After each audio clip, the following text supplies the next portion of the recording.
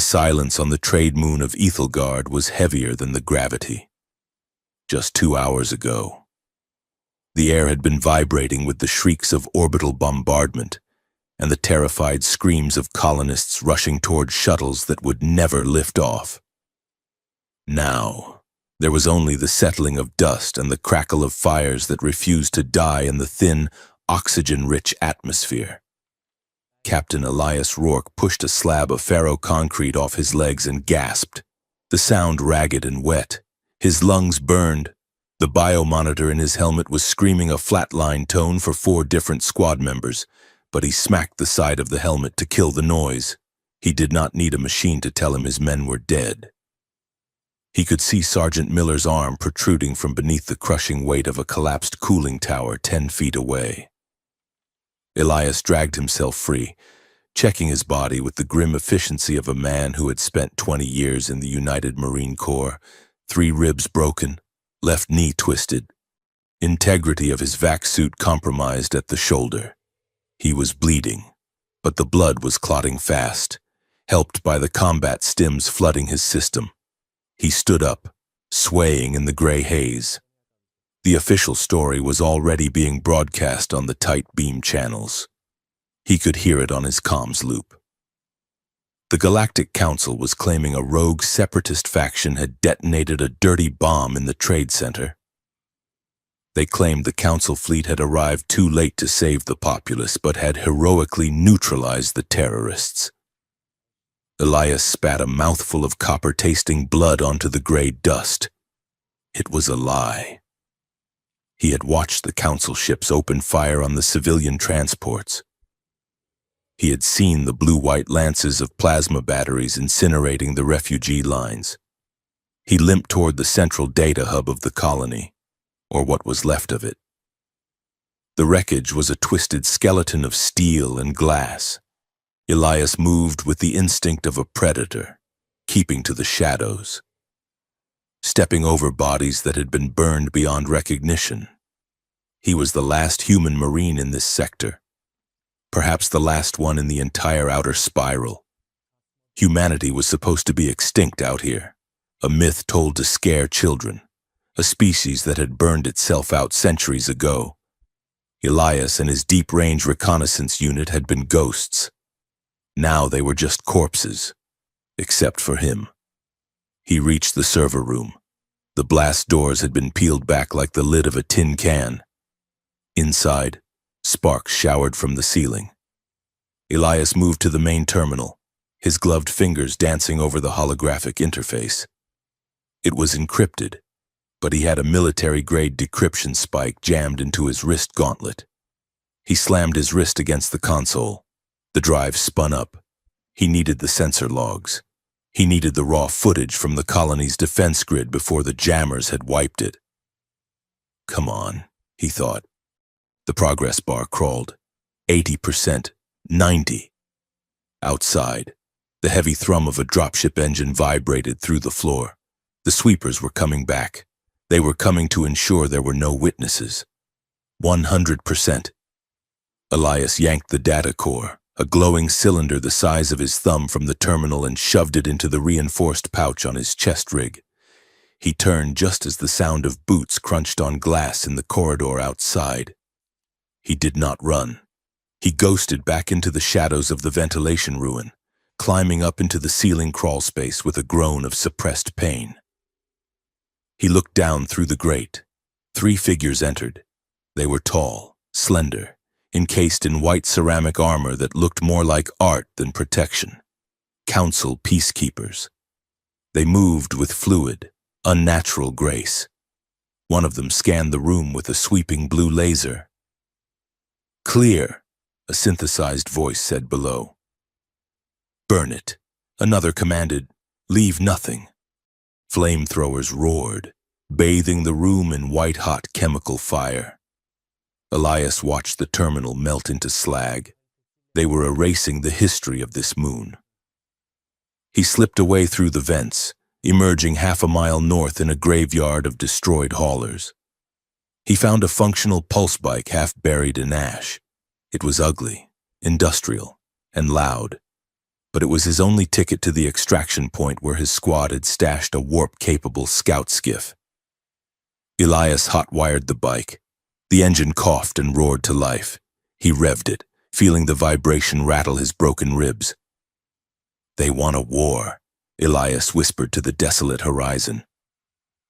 "I will give them a war." Millions of miles away, aboard the diplomatic cruiser Gilded Shrike, Princess Valira Soren stared at the holographic projection of the Ethelgard moon. She sat perfectly still, her posture rigid, her hands folded in her lap. She wore the high-collared, shimmering violet robes of the Soren dynasty, her face painted with the silver geometric markings of her station. To the crew, she was a pampered royal observer. To the intelligence community, she was Handler 1. "The destruction is absolute, Highness," her adjutant said, bowing low. "The council reports complete pacification of the terrorist cell." Valira did not blink. Her eyes, a striking shade of amber, narrowed slightly. "Show me the thermal scans of the northern quadrant," she said. Her voice was soft, melodic, and cold as liquid nitrogen. The adjutant hesitated. "That is a waste processing zone. Highness, do it." The hologram shifted. Amidst the cooling blue and gray of the dead moon, a single red dot pulsed. It was moving fast, weaving through the debris field with a chaotic, desperate velocity. "A survivor?" the adjutant asked. "No," Valira said, standing up.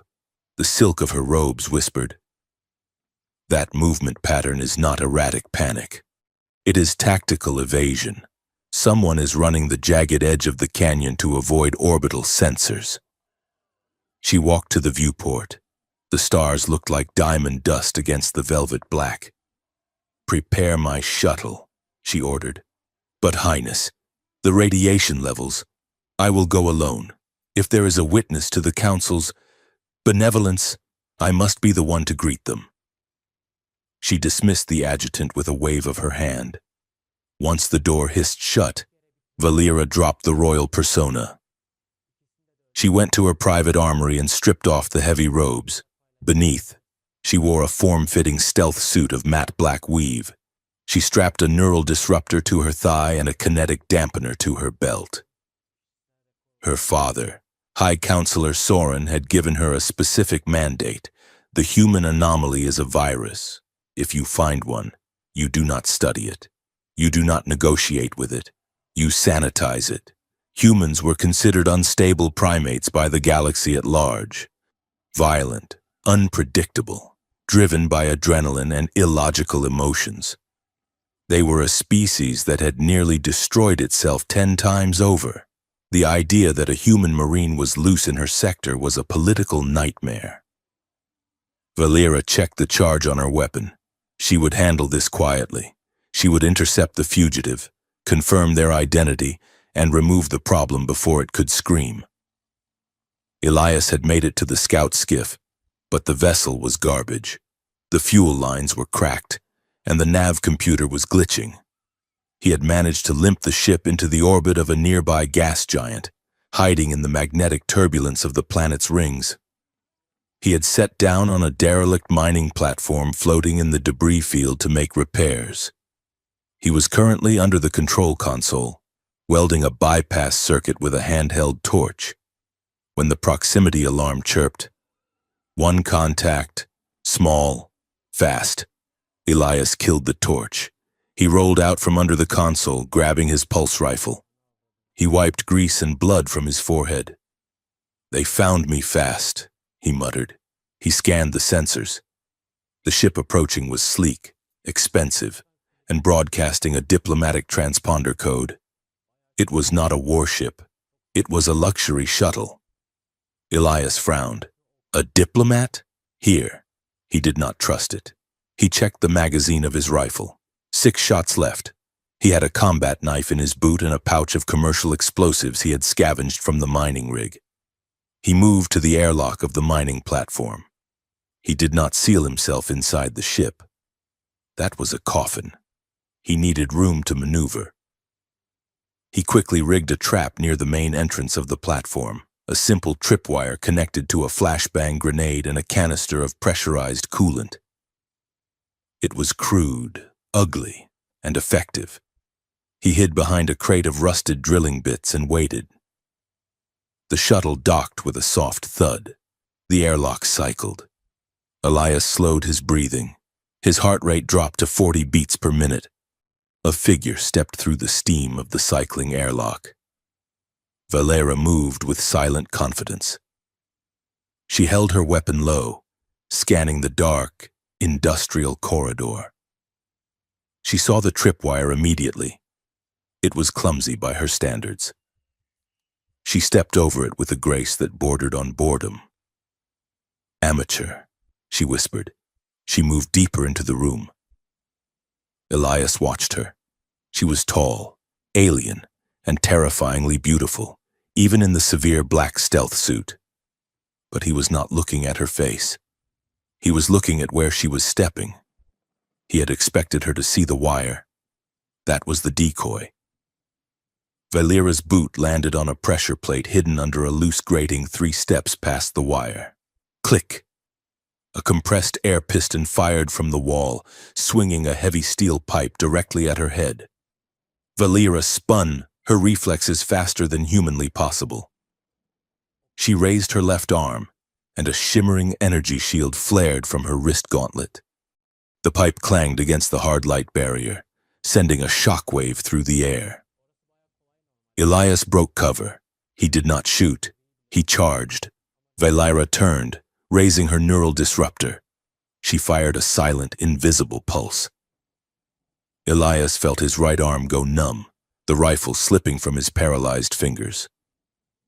The tech was advanced. It cut the nerve signals instantly. But Elias Rourke had fought on gravity wells where his bones were crushing under his own weight.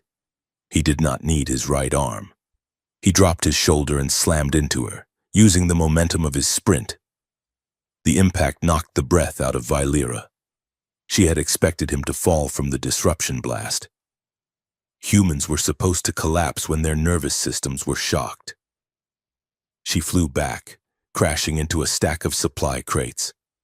Her disruptor slid across the floor. Elias was on her instantly, his left hand gripping her throat, pinning her to the deck. He pulled the combat knife from his boot with his teeth, transferring it to his functional left hand. "Who sent you?" Elias snarled. His voice was gravel and rage. Valera stared up at him. She was not afraid. She was fascinated. His eyes were wild, bloodshot, and burning with a raw intensity she had never seen in a civilized species. "You are the Marine," she said, her voice strained under his grip. "And you are dead if you do not give me a name," Elias said. He pressed the blade against the energy shielding of her suit. It sparked. Valera tapped a sequence on her wrist against the floor. A pulse of sonic force exploded from her suit. It threw Elias backward. He tumbled, hitting the bulkhead hard. He rolled to his feet, ignoring the screaming pain in his ribs. He grabbed a heavy pry bar from a tool rack. Valera stood up, dusting herself off. She summoned her disruptor back to her hand with a magnetic tether. She leveled it at his chest. "Stand down, Captain Rourke," she commanded. "I can liquefy your cerebellum before you take another step." Elias hefted the pry bar, his good hand trembling slightly from adrenaline. "Try it, Princess. I bet I can crack that helmet before my brain melts." They stared at each other. The standoff was vibrating with lethal potential. "Why are you running?" Valera asked. She needed to keep him talking while her tactical computer analyzed his biometrics. "I am not running," Elias said. "I am regrouping. There is a difference. You have data from the moon," Valera guessed. "That is why the Council is burning the sector." "What did you see?" Elias laughed, a harsh barking sound. "I saw you. Not you specifically, Amo, but your kind. The high and mighty peacekeepers slaughtering families to hide a dirty bomb test. Valera stiffened. A dirty bomb test? That is impossible. The Council does not use radiological weapons. It violates the Galactic Charter. Tell that to the dead kids on Ethelgard. Elias spat. He reached into his vest and pulled out the data core. It pulsed with a soft blue light. I have the logs, the command codes, the signatures of the ships that fired. Valera looked at the core. If what he said was true, it would destabilize the entire coalition. It would mean the Council was not just corrupt, but manufacturing wars to justify their military budget. Give it to me, she said. I can verify it, Elias sneered. Yeah, sure. Hand the evidence to the executioner. I do not think so. I am not your executioner, Valera said, lowering her weapon slightly. I am an intelligence liaison. If that data is real, my empire is at risk. The Council protects us. But if they are rogue... She looked him in the eye. If they catch you, they will kill you and erase that drive, she said. You cannot decrypt it without a quantum key. You are holding a locked box. Captain. Elias hesitated. She was right. He could not open it alone. And you have a key? He asked. I have access, she corrected. But I cannot extract you if you are dead. She holstered her weapon. It was a calculated risk. I have a ship, she said. It is fast, shielded, and diplomatic. I can get you out of this system. And what is the price? Elias asked, not lowering the pry bar. Valera stepped closer, her amber eyes locking onto his. You show me what is on that drive. If the Council is guilty, I will help you broadcast it. If you are lying, I will throw you out of the airlock myself. Elias weighed his options. He had a broken ship, a broken body, and an entire galaxy hunting him. She was a haughty alien with a disruptor gun, but she was his only play. He lowered the bar. Deal, he said. But if you twitch wrong, I am taking that fancy shuttle of yours and leaving you here to breathe vacuum. Valera smiled, a thin, sharp expression. I would expect nothing less from a primitive. Getting off the mining rig was easy. Getting through the blockade was harder. Valera's clearance codes worked, but the tension in the cockpit was thick enough to choke on. Elias sat in the co-pilot seat, his large frame looking absurdly out of place amidst the delicate touch glass controls of the Soren shuttle. He watched her fly. She did not use a stick or a yoke. Her fingers danced in the air, manipulating holograms. It was like watching someone play a piano made of light. Stop staring, Valera said without looking at him. I am just wondering how you fly this thing without feeling the engine. Elias grunted. It is too clean. It is precise, she countered. Unlike your piloting, which I assume involves hitting things until they move. They headed for the outer rim, toward a station called the Rust Bucket by the locals in Station Theta 9 on the star charts. It was a black market hub, a place where laws were suggestions and credits were the only religion. They docked in a bay that smelled of sulfur and frying oil.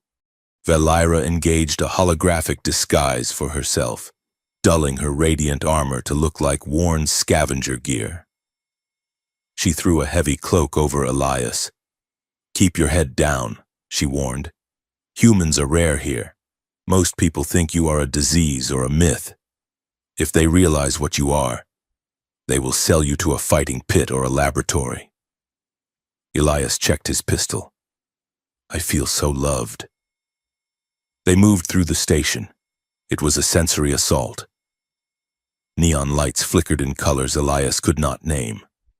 Music that sounded like grinding metal thumped from open bars. Aliens of every shape and size pushed through the narrow corridors, hulking reptilians, floating jellyfish in biosuits, insectoid traders chittering in binary. Elias stopped at a food stall where a four-armed chef was grilling skewers of something that writhed. "You want one?" Elias asked, pointing at the squirming meat. Valera looked repulsed. "That is a larval gorn. It is poisonous if not cooked at exactly 400 degrees. So, medium rare," Elias quipped. He ignored the food and kept moving. He noticed the way the crowd parted for Valera. Even in her disguise, she walked with an arrogance that screamed aristocracy. "You walk like you own the place," Elias whispered. "Slouch a little." "I do not slouch," Valera hissed.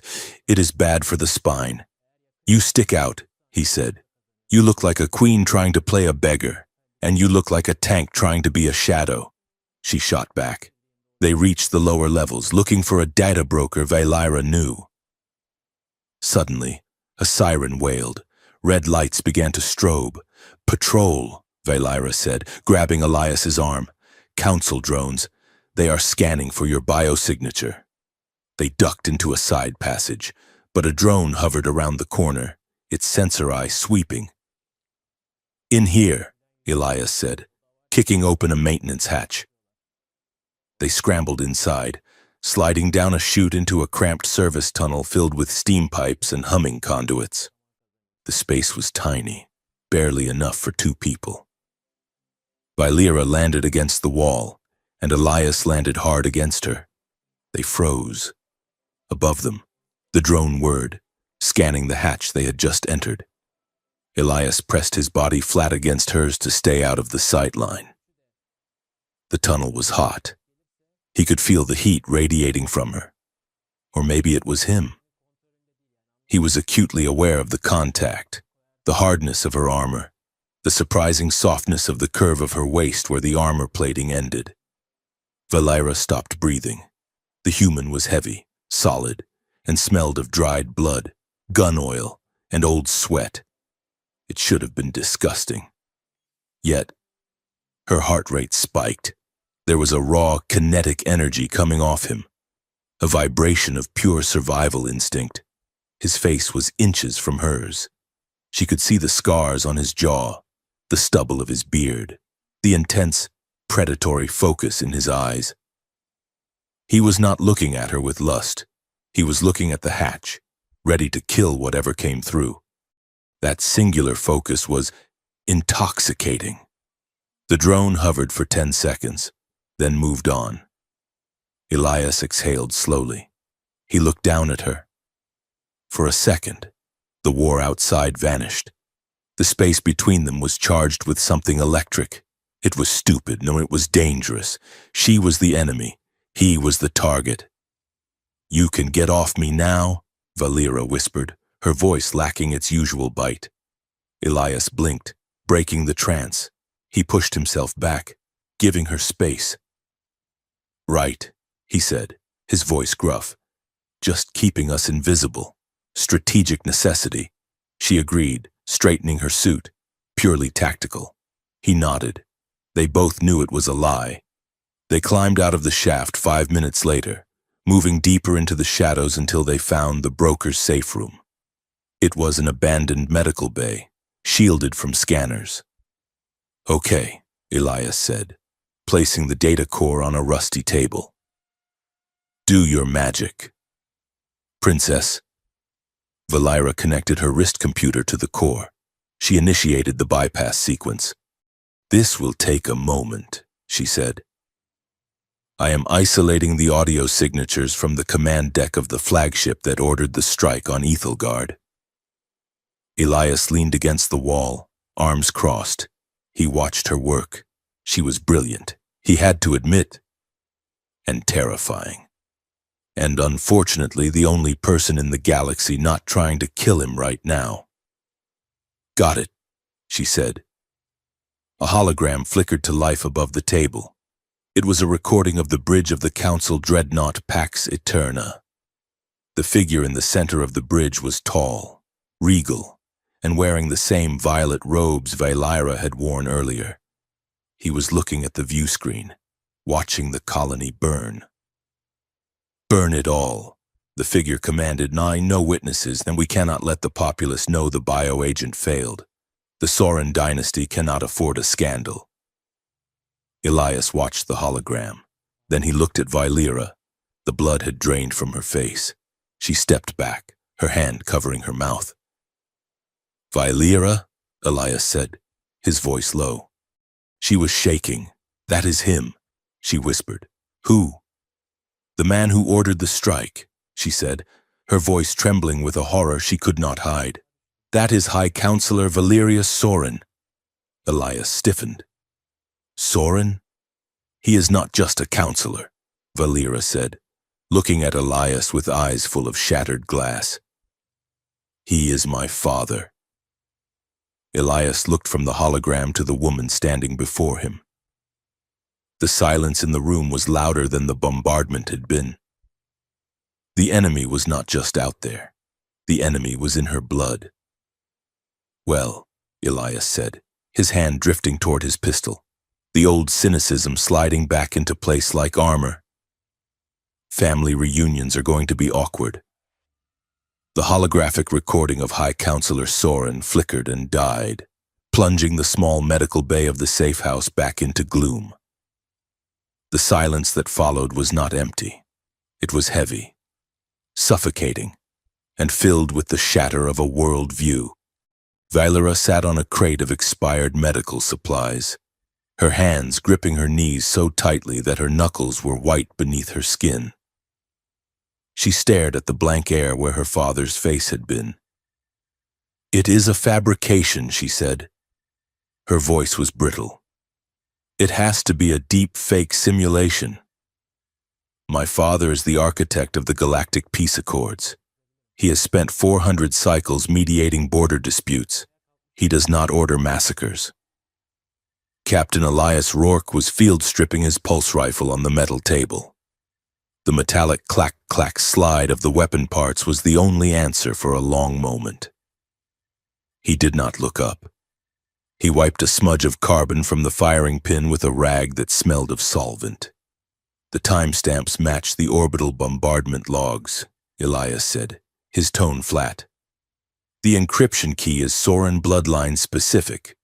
You know it is real. Princess, you just do not want to believe it.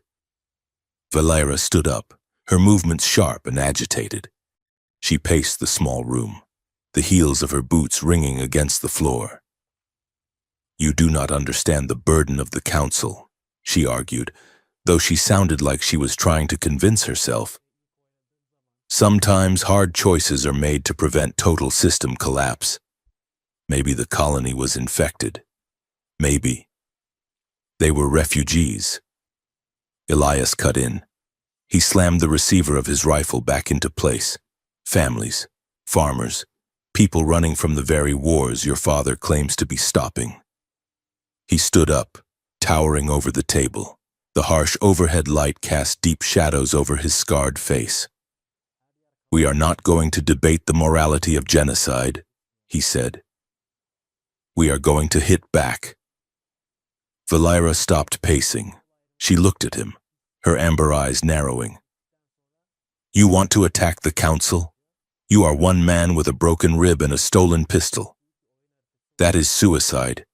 We need to take this data to the High Court on Prime Centauri. We need to follow the legal channels.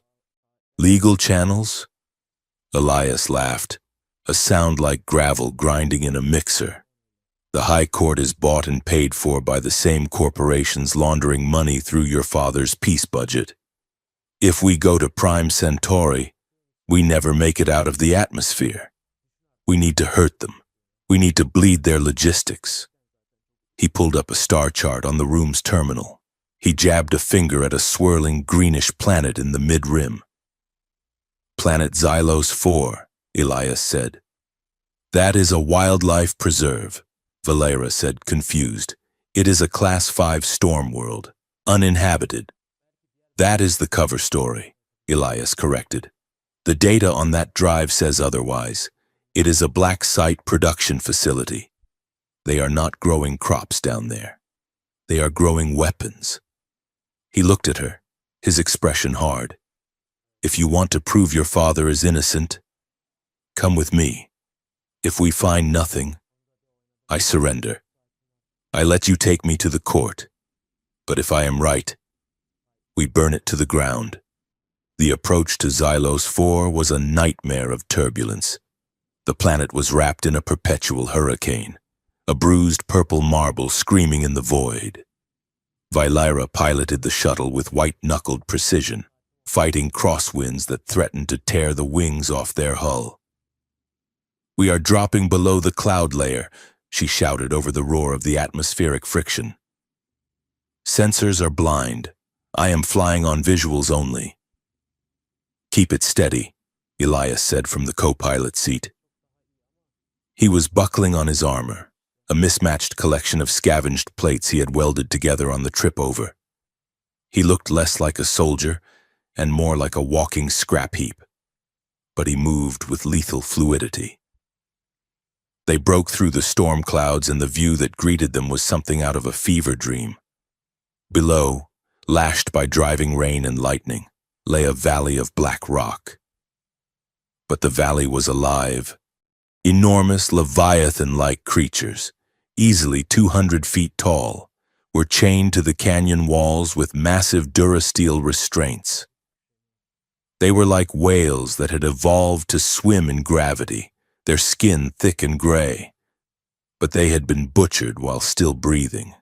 Huge sections of their flanks had been surgically removed, replaced with transparent bioglass viewports. Inside the living flesh of the beasts, machines were churning. Glowing green tubes pumped fluids in and out of the wounds. "By the stars," Vylyra breathed, horror washing over her. Elias stared out the viewport, his jaw set.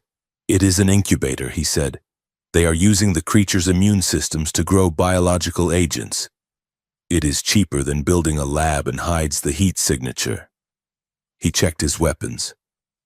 "Drop me at the northern ridge," he ordered. Vylyra looked at him. "There are 3 battalions of security droids down there, and likely heavy mechanized infantry. You cannot take that facility alone." "Watch me," Elias said. He did not wait for her to argue. As the shuttle hovered over a jagged outcropping, he popped the side hatch. Rain lashed in, smelling of ozone and rotting meat. "Keep the engines hot, Princess," he yelled over the wind, "and jam their outgoing comms, and if they call for backup, we are dead." He jumped.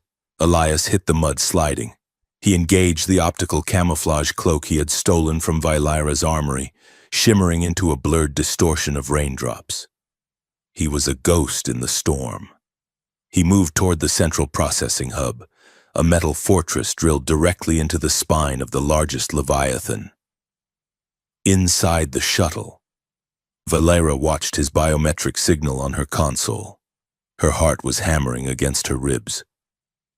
She had been trained in intelligence, in gathering secrets and whispering in corridors. She had never seen war, not like this.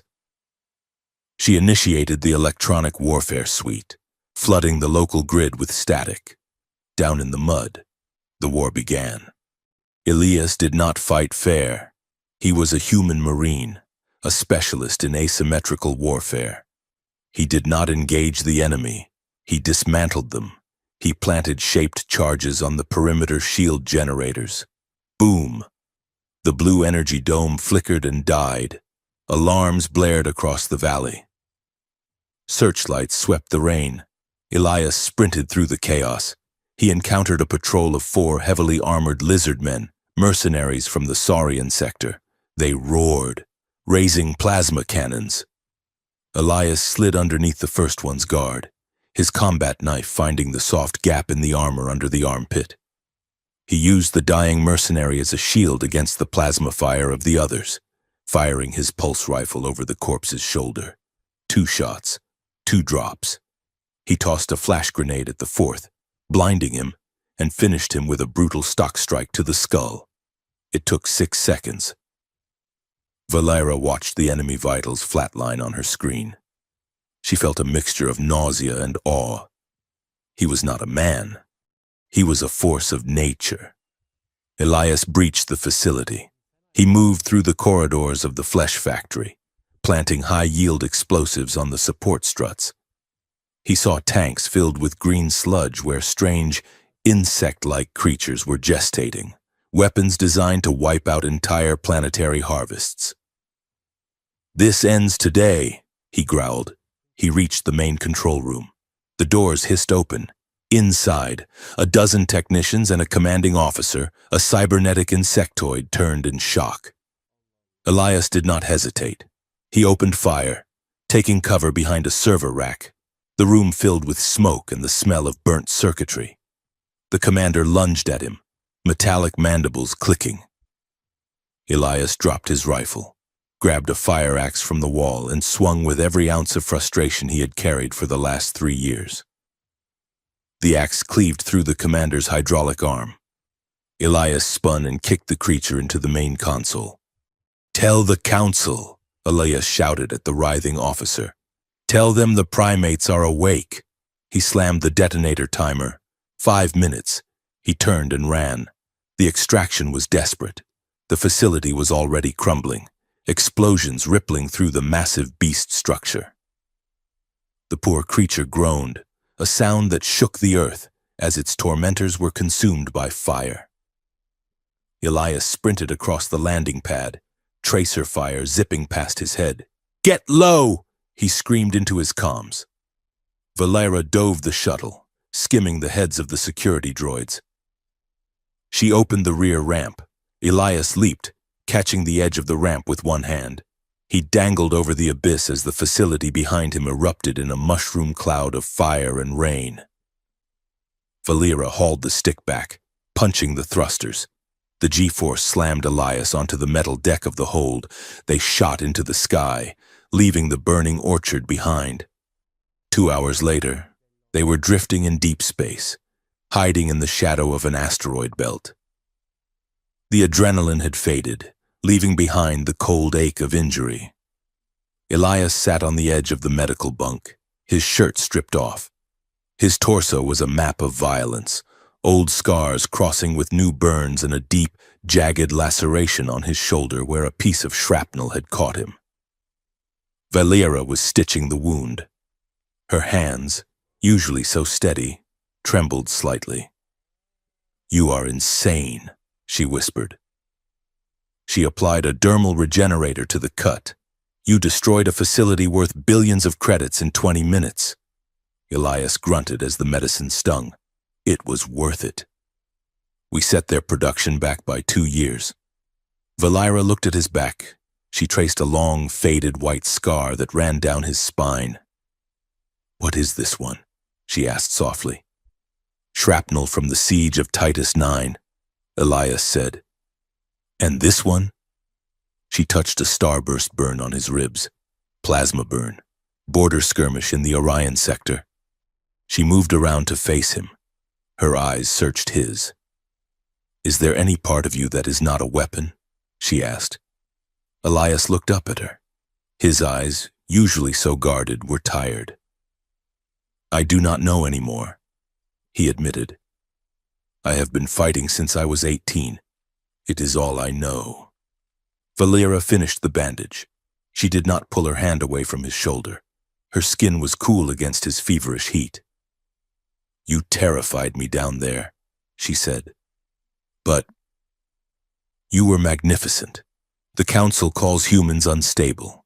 But what I saw was not instability. It was focus. It was a will to survive that my people have forgotten in our comfort." Elias looked at her hand on his shoulder, then up to her face. The barrier between them, princess and soldier, alien and human, felt very thin. "You are not so bad yourself." "Princess," he murmured. That evac was tight flying. The moment hung in the air, fragile and terrifying. Then the comms console beeped, shattering the mood. A holographic news feed projected into the room. It was a galactic alert. Elias's face, grainy and pixelated from the security footage at Xylos 4, was rotating in the center. Terrorist attack in the outer rim. The announcer's voice boomed. The human anomaly, identified as Captain Elias Rourke, has destroyed a vital pharmaceutical research station. Casualties are in the thousands. The Council has placed a bounty of 50 million credits on his head. Any ship harboring him will be incinerated. Valera stared at the screen. They are controlling the narrative, she said bitterly. They are making you a monster. Let them, Elias said, standing up and wincing. Monsters are scary. Fear is good. Fear makes them make mistakes. They needed to repair the ship's heat shielding before they could jump to the next sector. Valera navigated them to a small, uncharted moon known only to smugglers. It was a garden world, covered in forests of fungal trees and giant glowing ferns.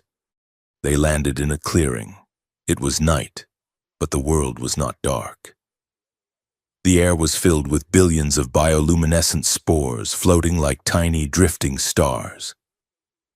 The ground glowed with a soft blue pulse. Elias and Valera sat on the open ramp of the shuttle, eating nutrient rations. The beauty of the place was disarming. It felt wrong to bring their war here. It is beautiful, Valera said, watching a cluster of spores swirl around her hand. Elias nodded. It reminds me of Earth, before the fire. Valera looked at him. Tell me about it. Your home. It was blue, Elias said softly, and green, loud, messy, full of people who argued about everything but would die for a stranger. We were not perfect, but we were alive. He looked at Valera. The ambient light caught the silver geometric markings on her face, making them shimmer. What about you? He asked. What do you want, Valera? Not what the Empire wants. What do you want? Valera looked down at her hands. I have never asked myself that question, she admitted. From the moment I was born, I was a symbol. I was the liaison, the daughter of the High Counselor. My life is a series of protocols. I wear the robes they chose. I speak the words they wrote.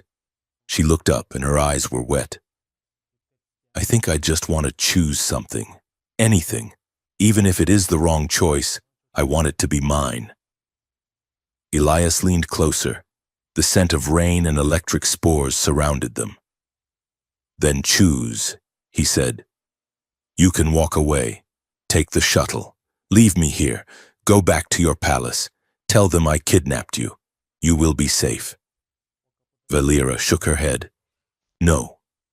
I cannot go back to sleep. Not after waking up. She reached out and took his hand. His palm was rough, calloused, twice the size of hers. I am tired of being a diplomat. Elias, she whispered. And you are tired of being a weapon.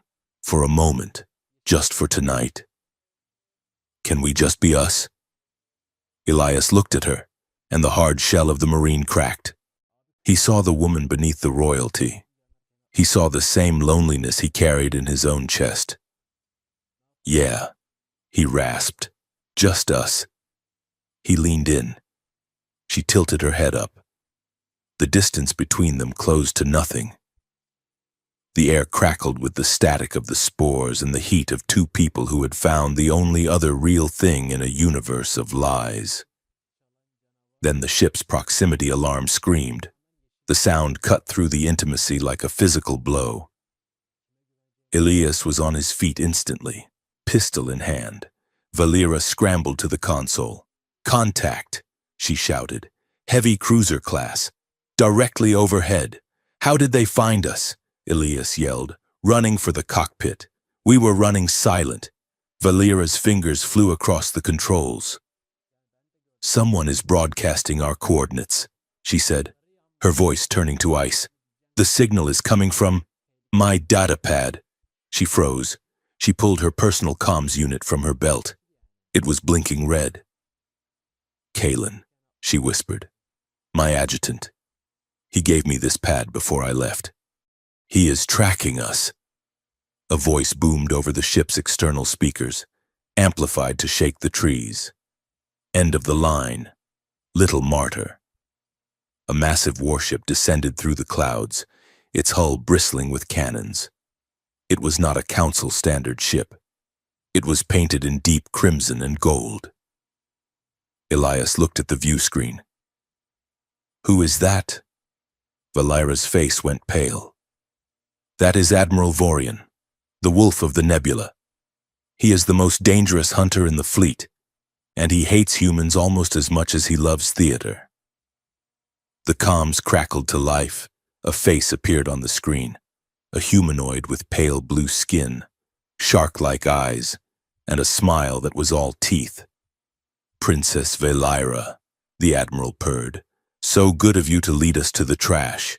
And Captain Rourke, you look terrible. Shoot him down, Elias ordered, strapping into the pilot seat. Valera hesitated. He has a tractor beam lock. We cannot outrun him. Then we make him let go, Elias said. He slammed the throttle forward, but instead of pulling up, he dove the shuttle straight down toward the forest floor. What are you doing? Valera screamed. Elias grinned, a feral baring of teeth, going into the weeds. He flew the shuttle through the dense forest, snapping giant fungal trunks with their shields. The massive cruiser above could not maneuver in the tight space. Admiral Vorian watched on his bridge, sipping a glass of wine. Cute, he murmured. Deploy the interceptors, they'll flush them out. Swarms of fighters poured from the cruiser. Elias wove through the canyons, trees exploding around them as plasma bolts tore up the forest. We need to jump, Valera yelled. We are still in the gravity well, Elias shouted back. He pulled a hard vertical climb, cresting a mountain range. The cruiser was right there, filling the sky. Elias targeted the cruiser's forward sensor array. Hold on! He fired a spread of torpedoes. They impacted the sensor dish, creating a blinding cloud of debris. Now! Elias yelled. Valera punched the hyperdrive. The stars elongated into streaks of light. The shuttle vanished, leaving Admiral Vorian staring at empty space. The Admiral chuckled. Let them run, he said to his crew. The fear makes the meat tender.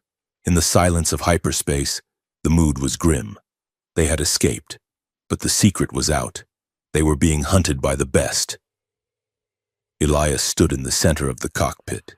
He was bleeding again, his bandage soaked through, but his eyes were burning with a cold, hard resolve. They want a villain, he said. I will give them a legend. He walked to the communications array. What are you doing? Valera asked. Elias began patching into the unencrypted pirate frequencies, the shadow net used by smugglers, rebels, and outcasts across the outer spiral. I am sending a message. He activated the camera. He did not clean the blood off his face. He stared directly into the lens. This is Captain Elias Rourke, Terran Marine Corps. He paused, letting the silence weigh the words. The Council told you humanity was extinct. They lied. The Council told you the attack on Ethelgard was terrorists. They lied. They are burning your worlds to sell you the ashes. He leaned in close to the camera. They have an admiral. They have a fleet. They have an empire. I have the truth. He held up the data core. One human marine against the galaxy. The consequences were brutal. But your lies will be worse. Come and get me. He cut the feed. The message went out.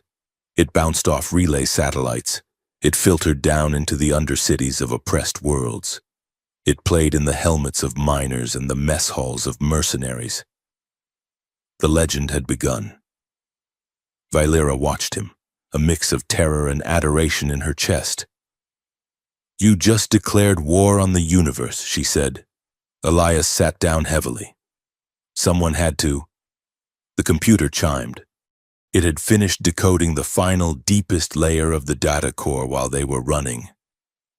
Captain, Valera said, her voice trembling. You need to see this. Elias limped over, The screen displayed a set of coordinates. Deep in the dead zone, a sector of space supposedly unnavigable due to radiation storms. "What is it?" Elias asked. Valera looked at him, her eyes wide. "It is a colony manifest," she whispered. "Dated 3 months ago." She pointed to the header on the file, Project Lazarus. Elias felt the floor drop out from under him. "It is a human settlement," Valera said. "A hidden enclave. They survived the purge. There are over 5,000 people there." Elias stared at the coordinates. 5,000 men, women, children, his people. "But look at the addendum," Valera said, pointing to a red flashing line of text. "Target acquired, pacification fleet authorized, departure T-minus 48 hours.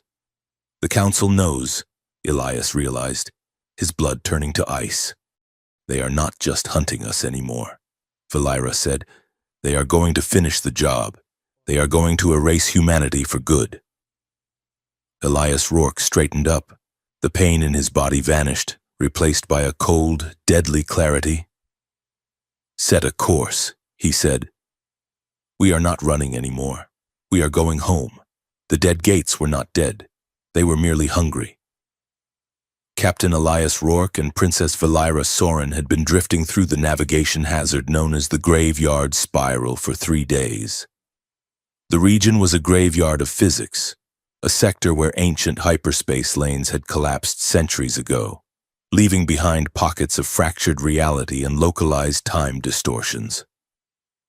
To reach the coordinates from the encrypted manifest, they had to pass through the 13th gate, a massive rotating ring of alien alloy that floated in the void like the skeletal jaw of a leviathan. Valera's hands hovered over the holographic controls of the shuttle. Her face was pale, bathed in the sickly green light emanating from the gate's event horizon. "The sensors are reading temporal shear," she said, her voice tight. "If we calculate the jump vector wrong by even a decimal point, we could arrive before we left, or we could arrive as spaghettified biological paste." Elias stood behind her, gripping the back of the pilot's chair. He looked at the swirling vortex. It did not look like space. It looked like oil on water, shimmering with colors that hurt the eyes. "Just punch it, Princess," Elias said. "Being paced sounds better than waiting for Admiral Vorian to catch up." Valera glared at him over her shoulder. "Your confidence is inspiring," she said dryly. "Holding on would be wise." She engaged the drive. The shuttle did not accelerate. It fell. The sensation was instantaneous and nauseating. The universe outside the viewport twisted. Stars stretched into screaming lines of light, then snapped into impossible shapes, squares, triangles, fractals of burning gas. Inside the cockpit, gravity failed. Elias floated upward, his boots unmagnetized. Then the whispers started. It was not sound. It was a vibration in the skull. 1,000 voices speaking at once, layering over each other in a cacophony of regret. Should have checked the door. Father, please. Left them behind. Cold, so cold. Elias gritted his teeth, grabbing a handhold. "Get us out of here, I cannot!" Valera shouted, her voice sounding distorted, like she was speaking underwater. "The nav computer is locked. Something has seized the controls." The shuttle was yanked out of the slipstream, slamming back into real space with a violence that threw Elias to the deck. They were drifting in a nebula of thick, purple gas. Floating directly in front of them was a ship. It was immense, a Gothic cathedral of twisted metal and exposed piping, drifting without power. It was clearly of ancient design, perhaps predating the Council itself, but it was not empty. Lights pulsed rhythmically along its hull, like a slow, dying heartbeat. "What is that?" Elias groaned, pulling himself up. Valera scanned it. "It identifies as the Ocularis," she said. "It is listed as missing in the archives. It vanished 200 years ago carrying a darker matter experimental drive. A voice boomed through the shuttle's speakers. It was not a recording. It was synthesized, smooth, and terrifyingly polite. Welcome, travelers. You have been waiting for us for a very long time. Elias looked at the comms panel. Who is this? I am the bishop, the voice replied. I am the shepherd of seconds. You are leaking time. Children, come aboard. Let us patch your wounds. The shuttle's engines died completely.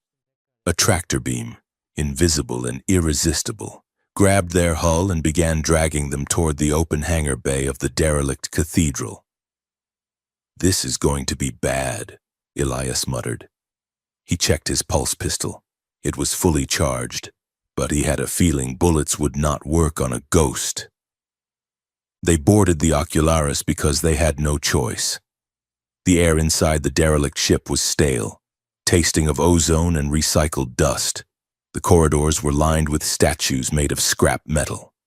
Grotesque, abstract figures that looked like they were screaming. Elias swept the hallway with his weapon. Valera walked beside him, her hand hovering near her disruptor. This architecture makes no sense, Valera whispered. The geometry is non-Euclidean. Look at that archway. It curves inward on itself. Just keep your eyes forward, Elias said. Do not look at the walls. They reached a central atrium.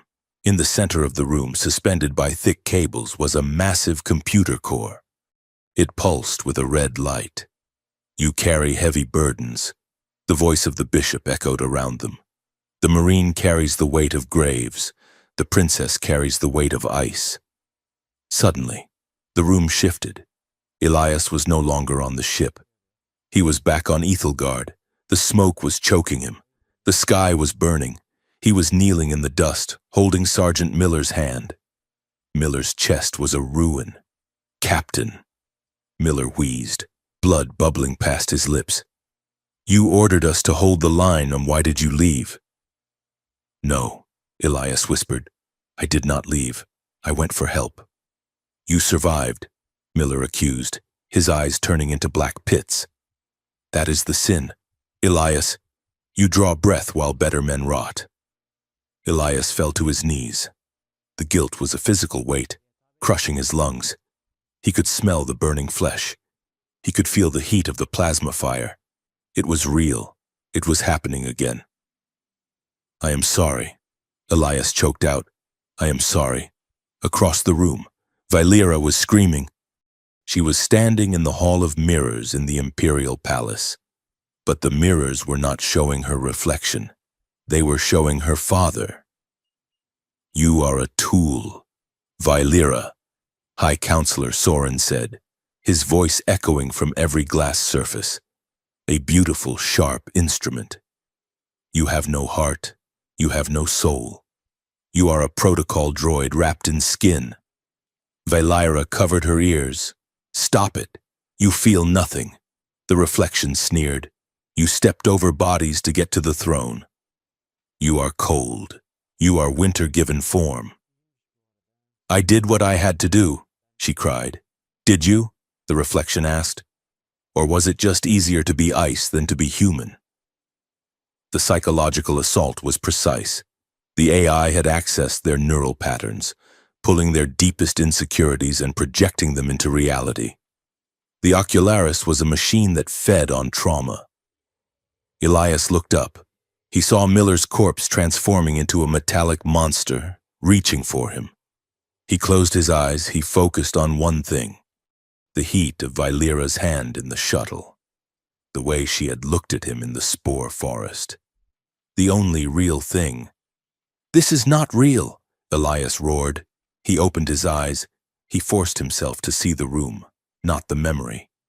He saw the red pulsing light of the core. He raised his pistol. Hey, Bishop, Elias shouted. The hallucinations flickered. The Marine resists. The voice sounded amused. How quaint. Elias grinned, a savage baring of teeth. I have been living with my ghosts for 10 years. You glorified toaster.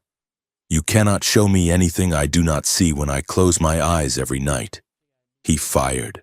The shot did not hit the core. It hit the coolant tank above it. Pressurized liquid nitrogen sprayed over the heated core. The thermal shock was catastrophic. The core cracked with a sound like a thunderclap. The hallucinations vanished instantly. Elias scrambled to his feet and ran to Vailira. She was slumped against a bulkhead, shivering, her eyes wide and vacant. Vailira. Elias grabbed her shoulders. Look at me. She blinked, focusing on his face. He is right, she whispered. I am cold. I am empty. No, Elias said firmly. You are not.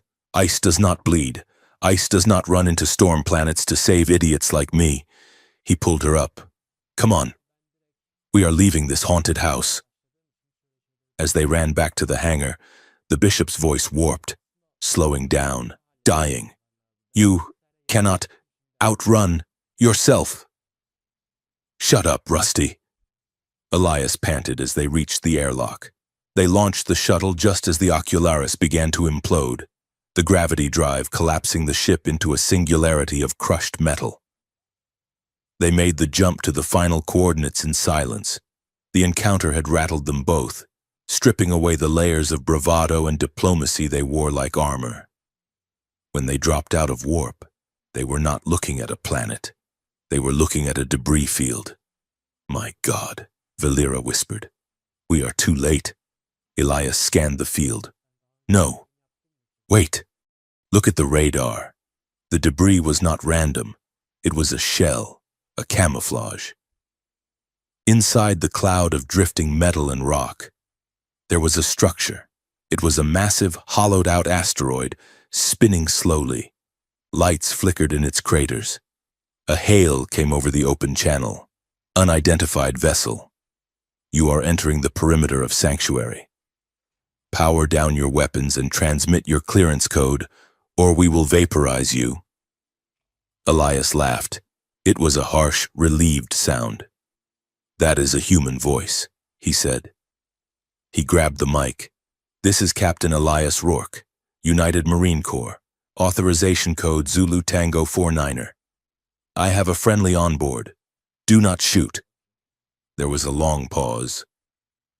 Rourke, you are supposed to be dead. I get that a lot. Elias replied. Sanctuary was a miracle of desperation. The interior of the hollowed asteroid had been terraformed into a sprawling, vertical shantytown. Hab modules were stacked atop one another, connected by swaying bridges and cables. But it was not just humans. As Elias and Vailira walked through the docking bay, they saw a chaotic mix of species.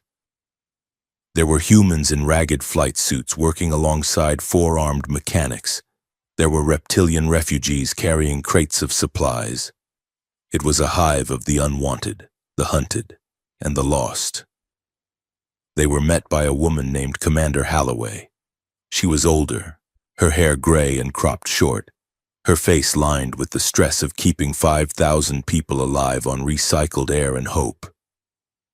She looked at Elias with disbelief, then pulled him into a crushing hug. We heard the broadcast, Holloway said, pulling back. You crazy son of a gun. You actually poked the bear. I poked him in the eye, Elias corrected. Commander, I know who she is, Holloway said, her expression hardening as she looked at Vailira, the Sorin daughter.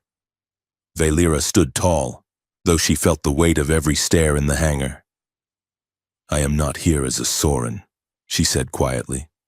I am here as an ally. Holloway spat on the deck. We will see. We have had allies before. Usually ends with a knife in the back. She led them through the colony. It was a place of vibrant, messy life. Children, human and alien, played kickball with a ball of rolled-up tape in the narrow alleys. The smell of frying food and ozone filled the air. It was poor. It was dirty. And it was the most beautiful thing Elias had seen in years. We have survived here for 2 years, Holloway explained. We have a pact with the other refugee groups, the Saurian exiles, the free synthetics. We help each other. We hide together. She stopped at a large warehouse near the colony's core. But we are running low on everything, she admitted. Water filters, meds, power cells. We received a lifeline yesterday, though. An anonymous drop. Aid shipments. Elias froze. Anonymous? From a devastatingly generous benefactor, Holloway said. Crates of food, medical supplies, air scrubbers. It saves us for another 6 months. Show me, Elias said sharply. They entered the warehouse. Stacks of silver crates lined the walls. They were marked with the universal symbol for humanitarian aid, a white circle on a blue field. Valera walked up to a crate. She ran her scanner over the lock. This coding, she murmured. It is Standard Trade Federation, but... She crouched down, examining the seal. The seal has been tampered with. It is a micro-weld. Someone opened this and resealed it. Elias pulled his combat knife. Open it. Holloway stepped forward. Hey, wait a minute. Those are sterile medical supplies. Open it! Elias barked. He jammed the knife into the seal and pried the lid off. Inside, nestled in foam, were canisters of blue liquid. They looked like standard water purification agents. Valera scanned the liquid. Her device chirped an angry red warning. Do not touch it, she ordered, backing away. What is it? Holloway asked, alarmed. It is not water purifier, Valera said, her voice trembling. It is a binary pathogen, strain omega-6. Holloway went pale. The flesh-eater virus? It is dormant right now, Valera explained rapidly. But if these canisters are connected to the colony's air or water filtration systems, the heat will activate the catalyst. It will dissolve organic matter in hours. The Council sent this, Elias realized. They did not attack with a fleet because the sector is too unstable. They sent a Trojan horse. They wanted the colony to kill itself. And we were about to hook these up to the main water reservoir in the morning, Holloway whispered. That night, the colony was on high alert. The poisoned supplies were quarantined. Elias and Valera found themselves on a maintenance balcony overlooking the Undercity. The lights of the shantytown twinkled below like a submerged constellation. The sound of distant laughter and music drifted up. Elias leaned against the railing, watching the people he had almost failed to save. They are good people, he said. They are just trying to live. Valera stood beside him. She was no longer wearing her armor. She wore a simple mechanic's jumpsuit she had borrowed. It was too big for her, swallowing her slender frame, but she looked more comfortable than she ever had in her royal robes. I almost killed them, she said softly. My family, my empire. We sent that poison. You stopped it, Elias said. I just read the scanner, she countered bitterly. The intent was there. The machinery of my world created that weapon. She turned to face him. The ambient light from the colony cast her in soft shadows. I do not know who I am anymore. Elias. The bishop was right. I was hollow. I filled myself with protocols and lies because it was safe. But out here, with you, I feel like I am cracking open, and it terrifies me. Elias turned to her. He reached out, his hand hesitating for a second before he cupped her cheek. His thumb brushed the silver geometric marking on her skin. You are not hollow, he said, his voice rough with an emotion he had buried for a decade. You are the bravest person I have ever met.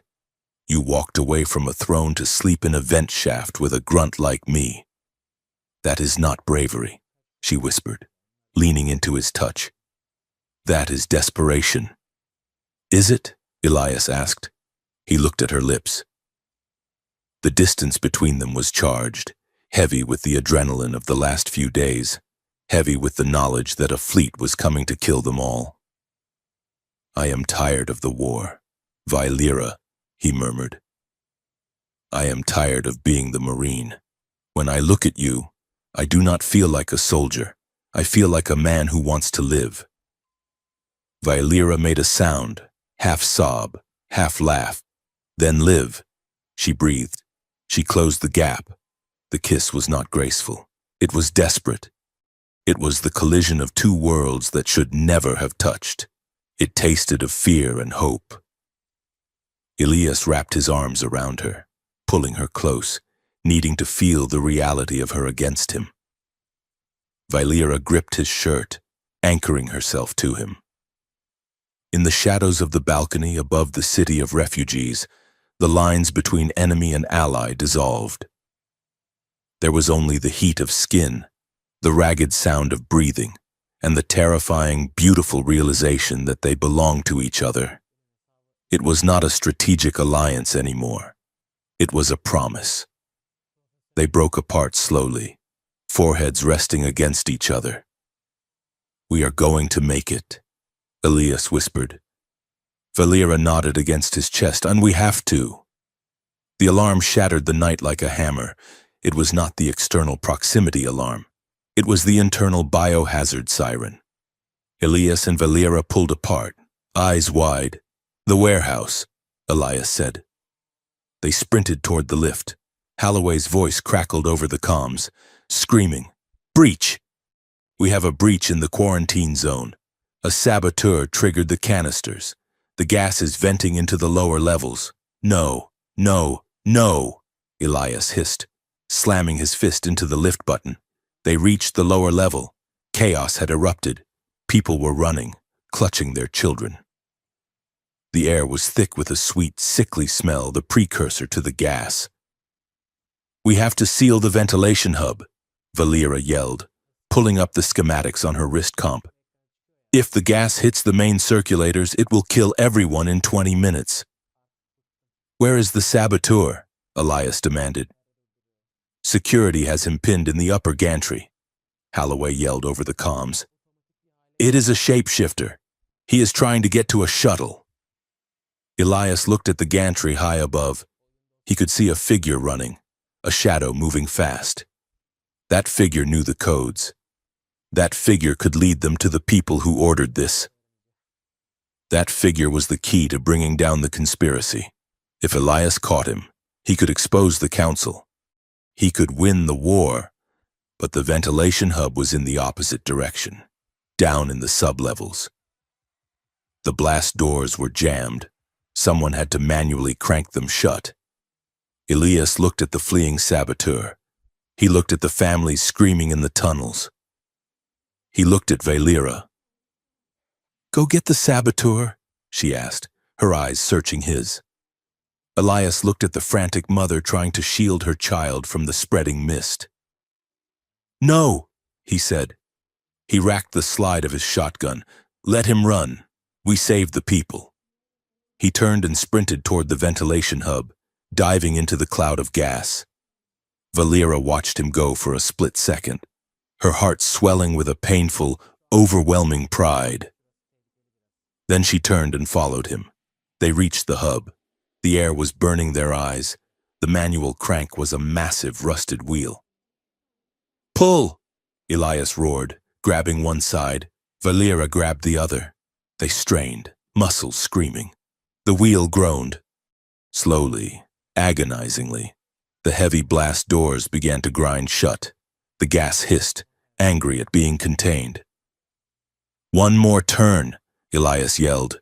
They threw their weight into it. The doors slammed shut with a deafening boom. The seal hissed, locking the poison inside the warehouse sector. Elias collapsed against the wall, coughing. Vailira slid down beside him, gasping for clean air. They had lost the saboteur. The evidence was gone. The war would continue. But the screams in the tunnel had stopped, replaced by the sounds of weeping relief. Commander Holloway ran up to them, her face streaked with soot. She looked at the sealed door, then at Elias. You let him go, she said, breathless. You could have caught him. You could have ended this. Elias wiped his eyes. He looked at the crowd of survivors gathering around them, humans, aliens, people who had lost everything. They were looking at him not with fear, but with something else, something stronger. The war is not about killing the enemy. Commander, Elias rasped, it is about saving what is behind you. He stood up, offering a hand to Valera. We did not lose, he said. He looked around the circle of faces. He saw nods of respect. He saw fists clenching in solidarity. He saw a spark igniting that no council decree could extinguish. We just started an army. The signal from Sanctuary did not just survive, it metastasized. Captain Elias Rourke's message, one human marine against the galaxy, was no longer just a broadcast. It was graffiti sprayed on the hypertrains of the core worlds.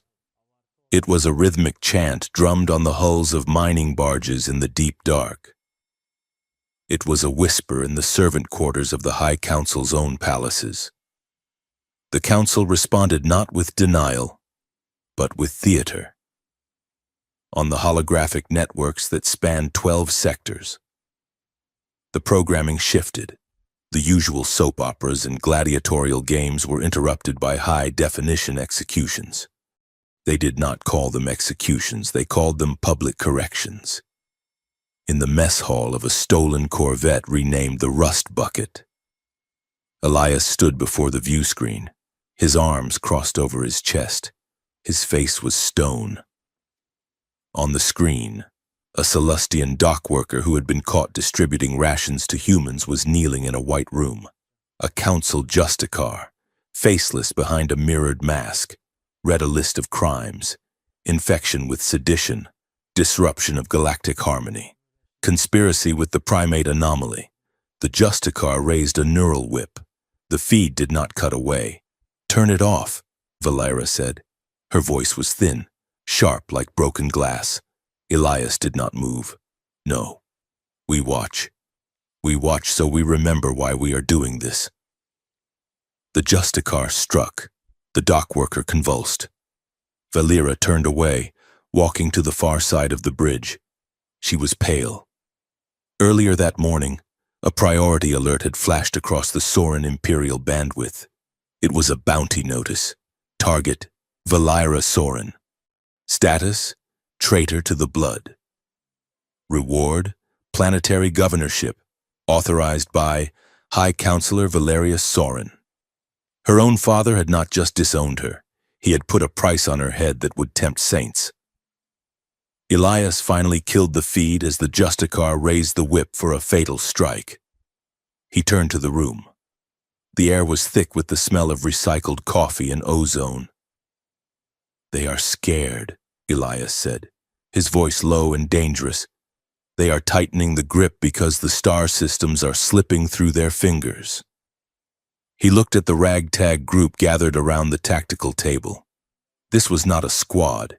It was a joke, a punchline to a cosmic gag. But it was all they had. Sitting on a crate of ammunition was Bax, a Drell moth smuggler. He looked like a giant bipedal moth wrapped in a leather trench coat, constantly smoking a cigar that smelled of burning cinnamon. Bax was a cynic who claimed he only joined because the council raised the tax on black market warp fuel. Beside him stood Seven Creel, a former council auditor. Creel was a silicon-based life form, a floating geometric shape of spinning rings and glowing lights. He was obsessed with mathematical truth and had defected because the council's budget reports did not balance. And in the corner, meditating in the lotus position, was Brother Kale. He was a warrior monk from the pacifist sect of the Void. He was a 7-foot-tall feline humanoid with fur black as space and eyes that looked like nebulas. He had sworn a vow of nonviolence, which apparently meant he would not use a gun, but he had no issue breaking bones with his heavy wooden staff if the spiritual alignment required it. So, Bax rumbled, his voice a vibrating buzz. The council is killing dock workers. Sad, bad for business. But how does this get us paid? Or alive? We hit them where they breathe, Elias said. He tapped the hollow table. A schematic of a massive floating structure appeared. It looked like a golden spire tearing through the clouds of a gas giant. The Cathedral of Judicial Oversight, Elias announced. Creel's rings spun faster, agitated. That is the High Court's vault. It is located in the stratosphere of Jupiter Prime. The gravity alone would crush a standard ship. The security is absolute. That is where they keep the war ledger, Elias said. The war ledger? Bax puffed on his cigar. Sounds boring. I prefer diamonds. It is the master record, Valera explained, stepping back into the light. Every planetary blockade, every bioweapon authorization, every credit spent on peacekeeping. It is all recorded there. The council is a bureaucracy. They do not do anything without filing the paperwork. If we steal that ledger, Elias said, we prove the wars are not about security. We prove they are a business model. We broadcast that data, and the corporations backing the council will panic. The stock markets crash. The money dries up. The armies stop getting paid. Bax tapped Ash onto the deck. You want to rob the Supreme Court of the galaxy to cause a stock market crash. That is surprisingly diabolical. I like it. Brother Kale opened his eyes. The Marine is not a savior, Kale said, his voice echoing like a bell in a canyon. He is a catalyst. Fire destroys, but it also clears the dead wood. I will go. The infiltration of the cathedral required finesse. This was a problem because Elias Rourke was a hammer, not a scalpel. They managed to dock the rust bucket to a waste disposal port on the underside of the floating city, thanks to Bax flying the ship like a drunk driver to match the station's erratic tumble spin. Elias and Valera were the extraction team. To get past the internal checkpoints, they needed cover. Valera had forged diplomatic credentials, listing them as emissaries from the Outer Rim Trade Guild. The problem was the dress code. Elias stood in the airlock, tugging at the collar of a ceremonial robe that shimmered with iridescent purple scales. It included a high, stiff neckpiece that forced his chin up and a sash that dragged on the floor. I look like a disco ball wrapped in a curtain. Elias grumbled, I cannot fight in this. If I have to run, I am going to trip and die of embarrassment before they shoot me. You look distinguished, Valera lied, adjusting his sash. Just remember the protocol. Do not look the high proctors in the eye. Bow at 30 degrees. And for the love of the stars, do not speak unless I signal you. What if they ask me something? Tell them you have taken a vow of silence for the harvest, Valera said. We are harvesting what, exactly? Grain, Valera said, shoving a data pad into his hidden pocket. Now move. They entered the cathedral. It was breathtaking. The walls were made of transparent aluminum, revealing the swirling storms of the gas giant outside. Lightning flashed continuously, illuminating the golden statues of past counselors. The air smelled of incense and money. They glided past the security drones. The forged codes held. They reached the Hall of Records. It was a massive library where data crystals were stored in floating columns of light. Seven Creel hacked the door lock from the ship, overriding the biometrics. Access granted. Creel's voice chirped in their earpieces. You have 5 minutes before the logic sweep detects the intrusion. They slipped inside. Find the ledger, Elias whispered, ripping off the restrictive neckpiece. Valera scanned the rows. It should be in the Vault of Antiquities. Section Alpha. They ran toward the back of the hall. The ledger was not a digital file, it was an ancient crystalline book, glowing with a soft white pulse, resting on a pedestal of obsidian. There it is, Valera breathed. She reached for it. Halt! A booming voice stopped them. A high proctor had emerged from the shadows. He was a slug-like creature on a hover sled, draped in gold chains. He was flanked by 4 Praetorian guards holding energy pikes. The proctor squinted at them. "The harvest vow does not permit entry to the vault," he sneered. "And your aura smells of cheap starship fuel." Elias sighed. He looked at Valera. "Plan B?" he asked. "Plan B," she confirmed. Elias grabbed the heavy crystalline ledger with one hand. With the other, he punched the proctor square in his wet, slimy nose. "Objection!" Elias shouted. "The guards charged. Run!" Elias yelled, tucking the ledger like a football. The chase was a disaster of high-stakes comedy and lethal danger. Elias, tangling in his robes, sprinted down the pristine marble hallways, sliding around corners in his slippery ceremonial boots. Valera was firing her disruptor over her shoulder, stunning the guards. They burst into the main courtroom, interrupting a trial in session.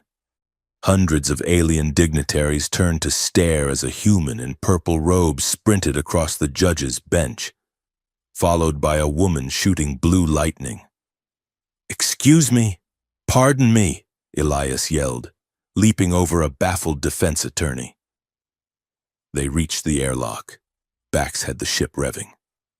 Brother Cale was waiting at the ramp. He saw the guards rushing the corridor. "Go," Cale said calmly. He stepped forward, planting his wooden staff. As the energy pikes thrust toward him, he moved like smoke, redirecting the force, tripping the guards, sending them piling into a heap of armor and limbs without ever striking a blow. "Peace be with you," Kyle said, bowing to the unconscious pile. He jumped onto the ramp as the ship detached. Bax gunned the engines, burning hard atmosphere. The rust bucket plummeted toward the gas giant's core to mask their escape, the hull groaning under the pressure. "Did we get it?" Bax yelled over the turbulence. Elias held up the glowing book, panting, his robe torn to shreds. "We got the book," he wheezed. "I think I pulled a hamstring, and I hate high fashion." The celebration was short-lived. Back in deep space, Valera and Seven Creel decrypted the ledger. The truth was worse than they imagined. It was not just corruption, it was engineering. "Look at this entry," Valera said, her finger tracing a holographic line. "The famine on the agri-world of Ceres. The council claimed it was a blight. But here is the authorization for a weather control satellite to induce drought." "Why?" Elias asked, staring at the data. "Because the corporation AgriCorp had a surplus of grain in the next sector," Valera explained, her voice trembling with rage. "They needed to drive the price up. They starved 3 million people to increase their quarterly dividend by 2%. Elias felt a cold fire in his gut. It was banal. It was evil, yes, but it was boring, bureaucratic evil. "And here," Creel added, his rings spinning slowly in sadness, "the peacekeeper budget, 80% of it is funneled into shell companies owned by the counselors themselves. They start wars to sell weapons to both sides, then charge the taxpayers for the peacekeepers to stop the war they started. It is a closed loop of profit. We publish it," Elias said. "We publish it all." They did. They broadcast the ledger's contents on every frequency, military, civilian, emergency, even the advertising channels. The reaction was immediate. On 1,000 worlds, people looked at their screens and saw the receipts of their suffering. The narrative of the benevolent council shattered. Riots broke out in the core worlds. Corporate stocks plummeted. The illusion of order began to dissolve, but the council did not collapse. It lashed out. 2 days later, the rust bucket received a distress signal. It was from Bax's smuggler fleet, his friends, his family. By the time they arrived at the coordinates, there was nothing left but drifting slag. The Council had sent a destroyer. They hadn't just destroyed the ships, they had vaporized them. Bax stood on the bridge, looking at the debris field. He did not say a word.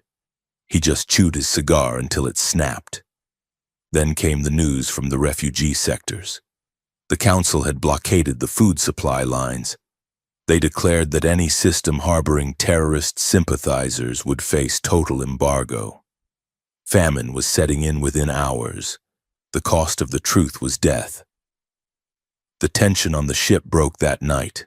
Elias was in the cargo hold, loading magazines for his rifle. He was moving with mechanical, angry precision. Click, snap, load. Valera entered. She looked exhausted. The circles under her eyes were dark bruises. "We have to stop," she said quietly. Elias did not look up. "Stop what?" "The escalation," she said. "Look at the reports. Elias, they are starving the Outer Rim because of us. Bax's clan is dead because of us. We are poking a dragon, and it is eating the villagers." Elias slammed the magazine into the rifle. "So we stop? We apologize? We give them back the ledger and say sorry for the inconvenience?" "No," Valera said, stepping closer. "But we need to change tactics. We are fighting a war of attrition we cannot win. We need to negotiate a ceasefire. We have the leverage now. My father. He is a pragmatist. If we offer to withhold the rest of the data, maybe he stops the blockade." Elias laughed, a harsh, ugly sound. "Negotiate? With the man who ordered a hit on you? You still think this is a political dispute? Princess, you think if we just use the right words, they will play nice. I am trying to save lives," Valera shouted, her composure cracking. "You are becoming a symbol. Elias, the Marine, the Avenger. You love it. You love the fight.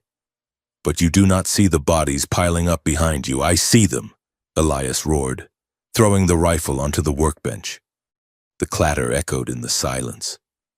"I see every single one. I see Miller. I see the kids on Ethelgard. I see Bax's crew." He walked up to her, invading her space, radiating heat and fury. "You want to know why I fight like this? Because there is no negotiation with cancer. Valera, you cut it out or you die, your father, the Council. They are rot. If we stop now, all those people died for nothing." Valera stood her ground, tears welling in her amber eyes. "I am afraid," she whispered. "I am afraid that the galaxy will consume you. I am afraid that by the time we win, there will be nothing left of Elias Rourke, just a statue made of guns and blood.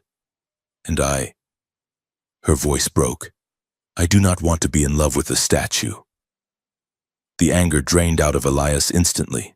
He looked at her, really looked at her, and saw the terror she had been hiding behind her royal mask. He reached out, his hands shaking slightly, and took her face in his palms. "I am not a statue," he said softly. "I am just a man who is terrified of losing you." He rested his forehead against hers.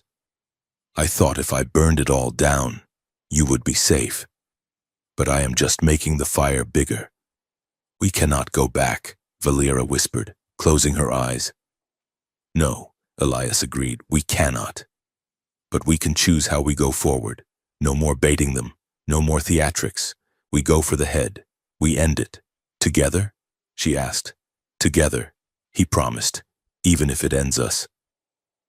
They stood there in the quiet of the cargo hold, the war waiting outside the hull, finding a moment of peace in the eye of the hurricane.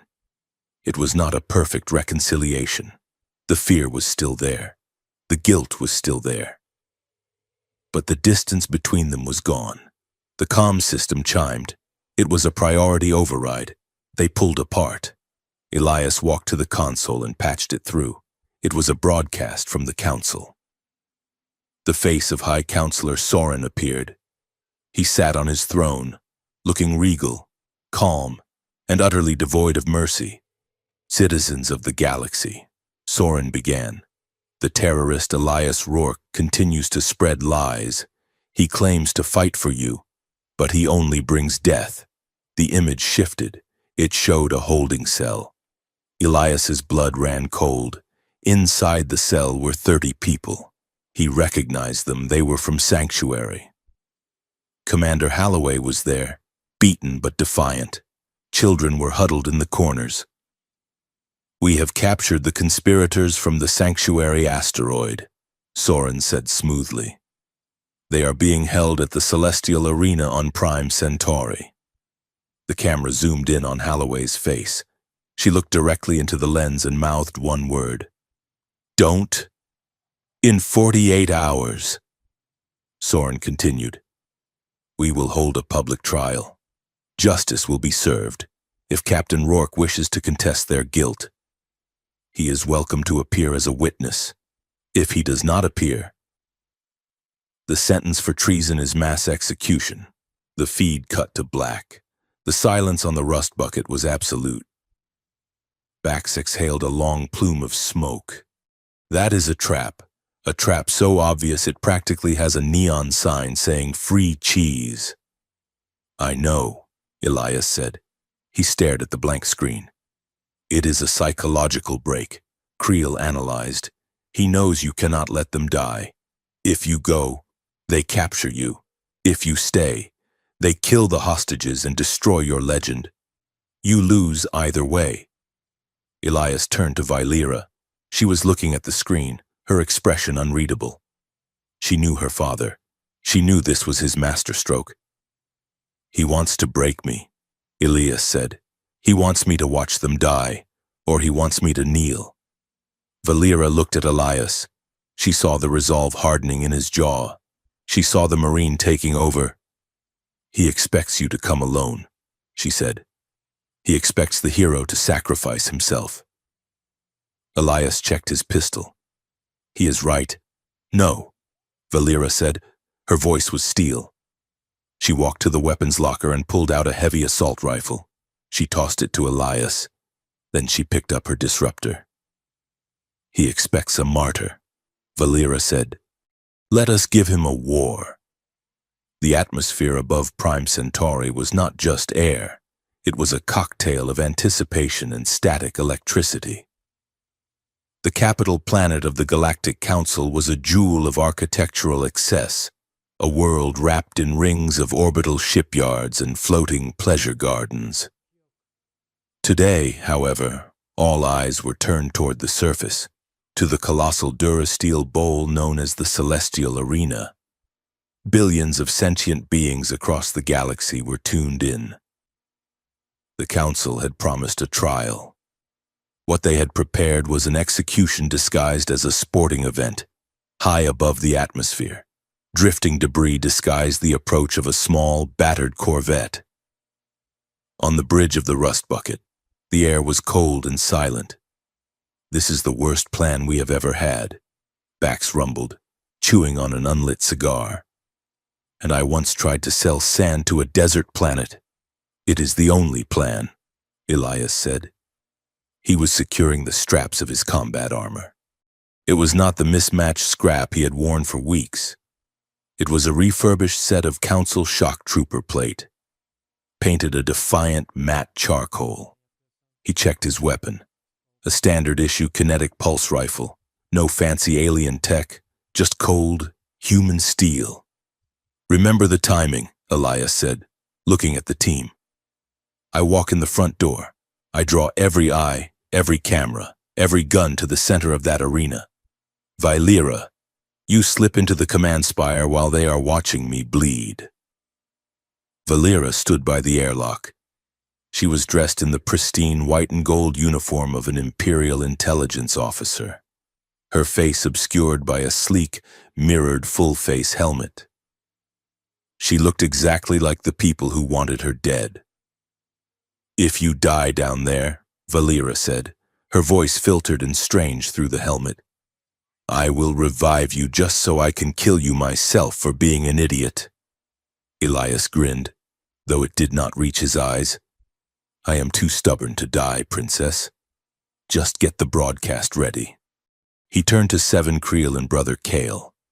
Once the signal drops, the local grid will try to scrub it. Creel, you have to bounce the signal through the pirate relays faster than they can block it. Kale, keep the ship in the air. The silicon entity spun its rings in affirmation. The probability of success is 4%. I find these odds exhilarating. Elias stepped into the single-man drop pod. The door hissed shut. See you on the ground, he whispered. The pod launched.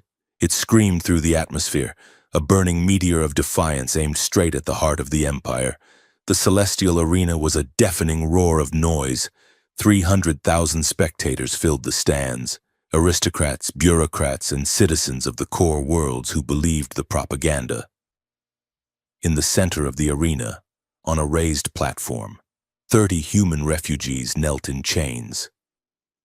Commander Holloway was at the front, her face bruised but her head held high. Above them, in the floating royal box, High Counselor Valerius Sorin looked down with the impassive gaze of a god. Citizens. Sorin's voice boomed, amplified to shake the very foundations of the stadium. We are gathered here to witness the price of chaos. These creatures are the symptoms of a disease called rebellion. And the carrier of this disease is the human known as Captain Rourke. He paused for effect. He claims to be a hero. Let us see if he has the courage to stand for his crimes. As if on cue, the sky tore open. Elias's drop pod slammed into the center of the arena floor, kicking up a massive cloud of dust and pulverized concrete. The impact knocked the nearby guards off their feet. The crowd gasped, a collective intake of breath that sucked the air out of the stadium. The pod door blew off with explosive bolts. Elias Rourke stepped out. He walked through the smoke, his rifle held low. He stopped 10 feet from the platform where the hostages knelt. He looked up at the royal box. I am here. Sorin, Elias roared. His voice was not amplified, but it carried the raw weight of command. Let them go. Sorin smiled, a small, cruel twitch of his lips. Welcome, Captain. You are just in time for the opening ceremonies. Sorin waved his hand. The platform holding the refugees began to lower into the ground, sealing them beneath the arena floor. You want them? Sorin asked. Survive the judgment of the council. Massive gates at the north and south ends of the arena ground open. The sound of gears grinding was drowned out by the mechanical shrieks emerging from the shadows. Elias racked the slide of his rifle. This is going to hurt, he muttered. While the eyes of the galaxy were fixed on the lone Marine in the dust, a white-armored officer walked briskly through the high-security corridors of the command spire. Valera moved with the rigid, arrogant posture of the Imperial Guard. She passed checkpoints where soldiers snapped to attention. Officer on deck, a guard barked. Valera nodded curtly, not speaking. Her heart was hammering against her ribs like a trapped bird. Every step was a gamble. If anyone asked for her clearance code, if anyone recognized her gait, she was dead. She reached the turbolift to the master control room. A scanner beam swept over her helmet. Identity confirmed. Commander Vane, welcome. She exhaled. The forged biodata Seven Creel had hacked into the system held. The lift ascended. Valera checked her wrist computer. She had a direct link to the rust bucket. I am in, she whispered on the encrypted channel. Elias is engaging, Creel's voice replied. The telemetry is alarming. They have released the huntsman.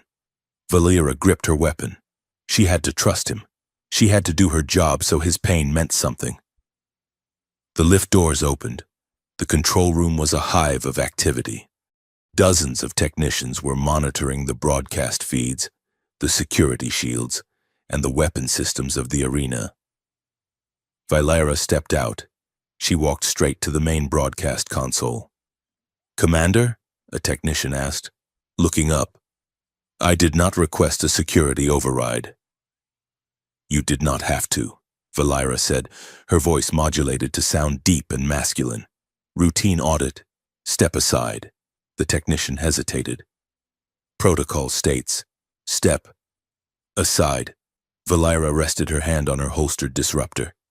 The threat was subtle but clear. The technician swallowed and moved.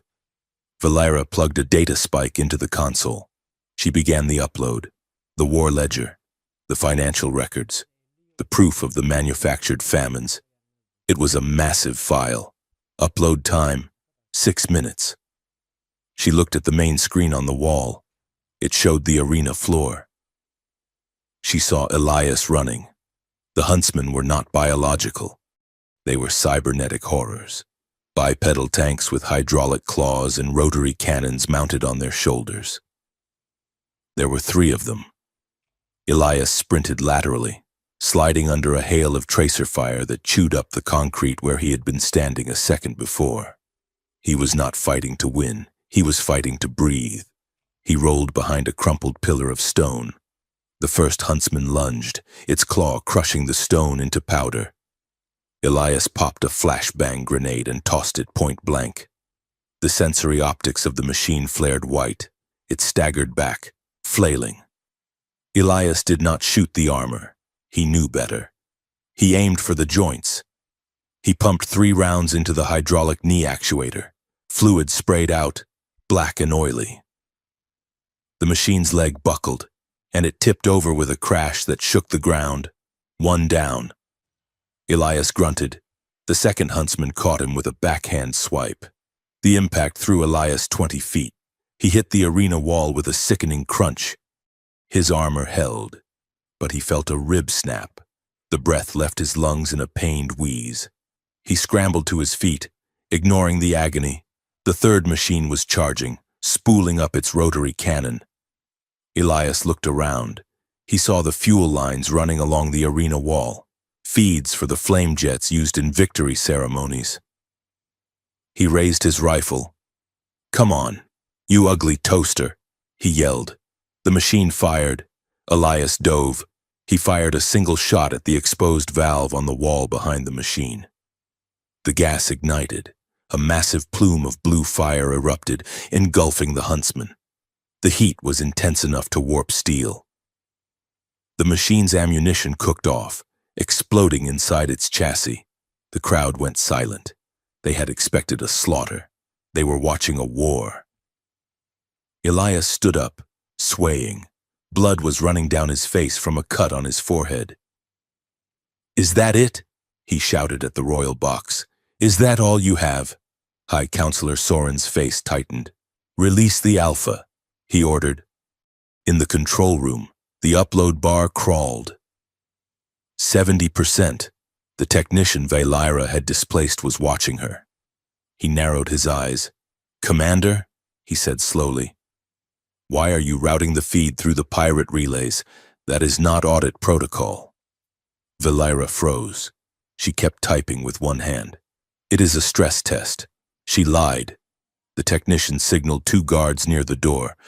"Check her credentials," the technician ordered. Valera sighed. She pulled the data spike from the console. The upload would have to finish wirelessly. She turned. The guards raised their weapons. Valera reached up and unsealed her helmet. The pressurized seal hissed. She lifted it off, shaking her hair free. The room went dead silent. Every face turned pale. "Princess?" the technician gasped. Valera Soren looked at them. She did not look like a princess. She looked like a soldier.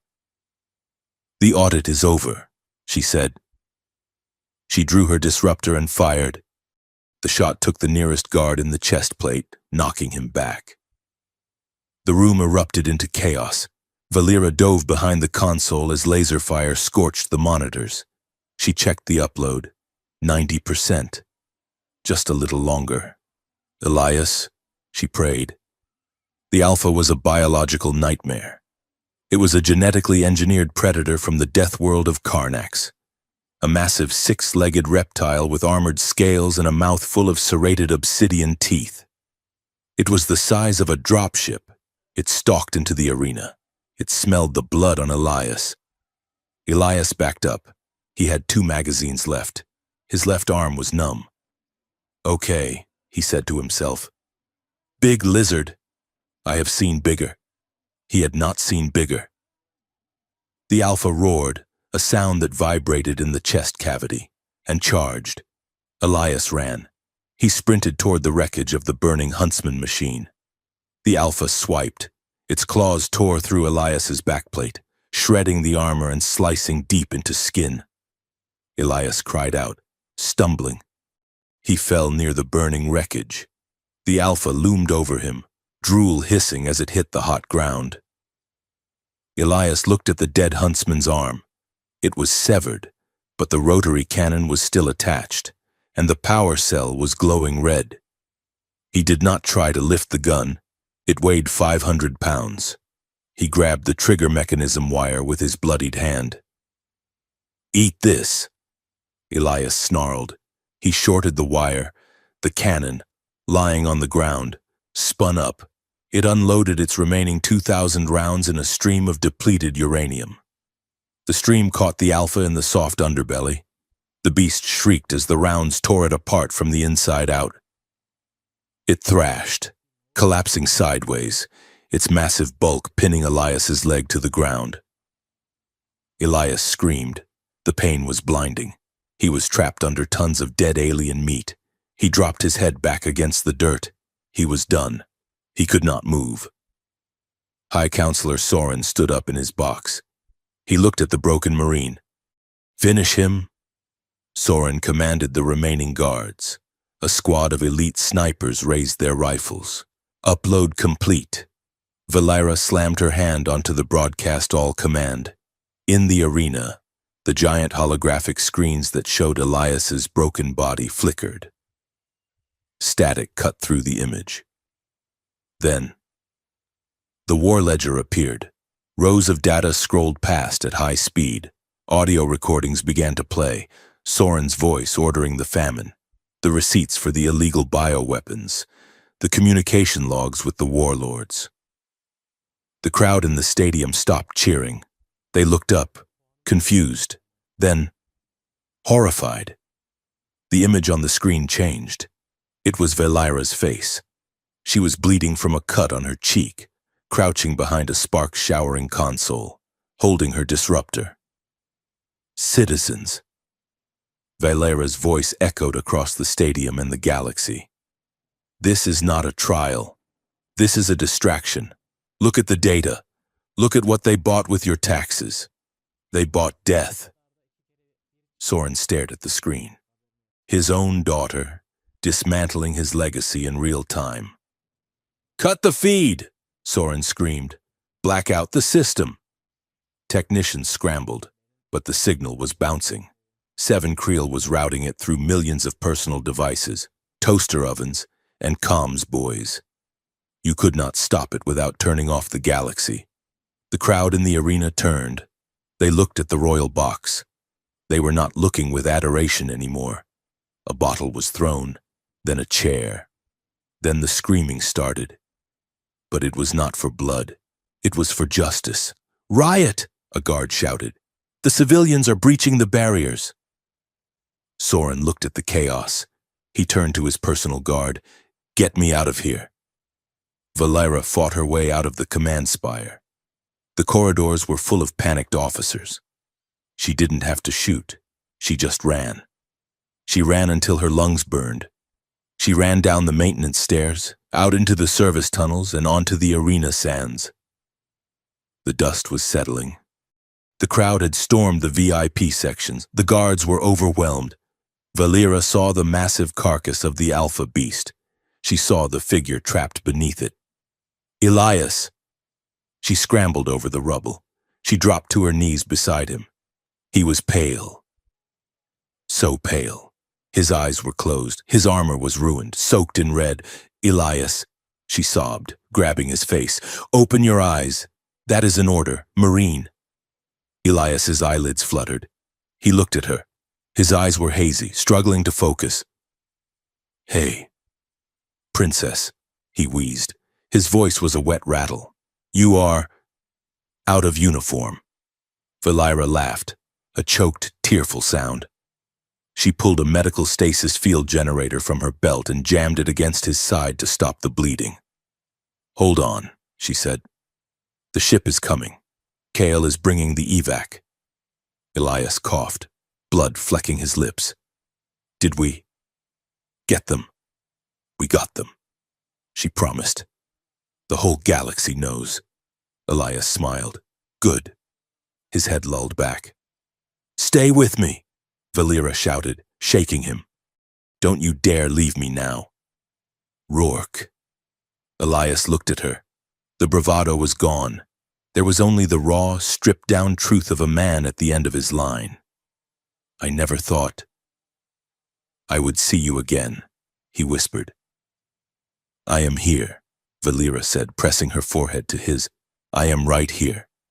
I did not do it for the galaxy, Elias confessed, his voice fading. I did it for you. I wanted a world where you did not have to be ice. Valira's tears fell onto his face, washing away the dust. I love you, she said. It was the first time she had said the words aloud.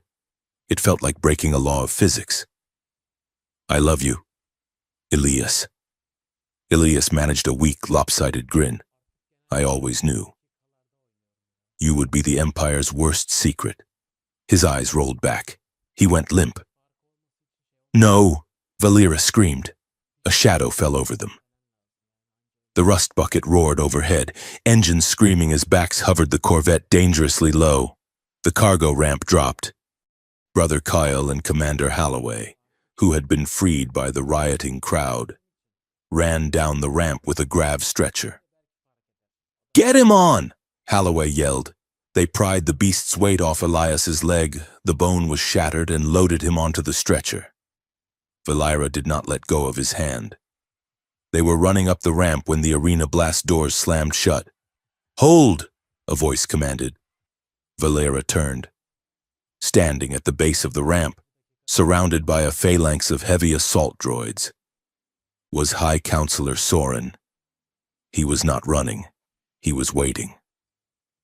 The droids raised their weapons, locking onto the rust bucket's engines. One move and I vaporized the ship, Soren said calmly. Valira stepped forward, placing herself between the droids and the stretcher. Let them go. Father, she said. The data is out. You have lost. Soren looked at her. He looked at the chaos in the stands, the smoke rising from the city. I have lost the narrative, he admitted, but I still hold the power. The fleet is loyal to me. I can burn this planet to ash before I allow a rebellion to take root. He pointed a finger at Elias's unconscious body. I will make you a deal. Valira, a ceasefire. Valira stared at him. What deal? You return to me, Soren said. You denounce the broadcast as a fabrication. You resume your place as heir. You help me stabilize the council. And if I refuse, then everyone on that ship dies. Right now, Valira looked back at Elias. He was dying. He needed a trauma tank within minutes or he was gone. And if I agree, she asked, her voice trembling. The ship goes free, Soren said. The refugees go free, but he stays. Valira went cold. You want Elias? He is the symbol, Soren said. Symbols must be broken. He will be taken into custody. He will be tried for his crimes. He will be the villain of history, and you will be the dutiful daughter who stopped him. Valera looked at her father. She saw the absolute lack of love in his eyes. He was bargaining with lives like they were currency. She looked at Elias. If they fought, the droids would destroy the ship. Elias would die. The refugees would die.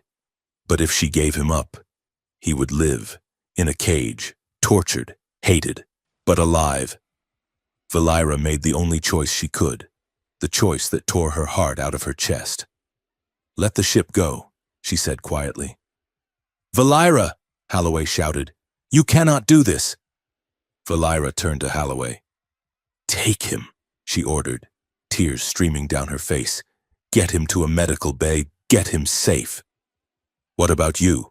Holloway asked. Valera looked at Elias one last time. She memorized the line of his jaw, the scar on his forehead. I am going to finish the mission, she whispered. She turned back to her father. I accept, she said. Soren lowered his hand. The droids powered down their weapons. Go! Valera screamed at the rust bucket. Go! Bax did not hesitate. The ramp hissed shut. The Corvette engines flared blue, and the ship shot up into the sky, escaping the atmosphere. Valera stood alone in the dust of the arena. She watched the ship disappear among the stars. Soren walked up to her. He placed a hand on her shoulder. It felt heavy, like a shackle. You made the rational choice, daughter, he said. Valera looked at him. Her eyes were dry now. The amber was hard, polished and utterly cold. I am not your daughter, she said. I am your consequences. Soren laughed softly. Guards, take her to the spire. We have a press conference to prepare. As she was marched away, Valera did not look back. She had saved Elias's life. Now, she had to figure out how to burn down the cage she had just walked into. Far above, in the medical bay of the fleeing Corvette. Elias Rourke gasped, his body arching in sudden pain as the stims kicked in. His eyes flew open. Valera, he croaked. The room was empty except for the hum of the engines and the silence of deep space. He was alive, but he was alone. The high-orbit Imperial sanctuary of Prime Centauri was a masterpiece of hypocrisy. It was a suspended garden enclosed in a diamond glass sphere, floating above the smog and misery of the industrial districts below. Inside, the air smelled of jasmine and synthetic ozone. Waterfalls cascaded down walls of white marble, and rare birds from extinct worlds fluttered in cages made of spun gold. Princess Valera Soren stood on the observation deck, looking down at the planet that was supposed to be her inheritance. She wore a gown of heavy restrictive silk, a prison uniform disguised as luxury. Her hands were folded, but her fingers were trembling. Behind her, High Counselor Valerius Soren poured tea into porcelain cups that cost more than a starship engine. You look beautiful, daughter, Soren said, his voice calm, devoid of the violence that had unfolded in the arena 24 hours ago. It is good to see you out of those barbarian rags. Valera turned. Her face was pale, but her eyes were dry. This is not a home. Father, it is a trophy case. It is order, Soren corrected, holding out a cup. He gestured to the world below. Look at them. Billions of lives. They wake up. They work. They eat. They sleep. They do not worry about the void predators or the economic collapse of the mining guilds. They are safe.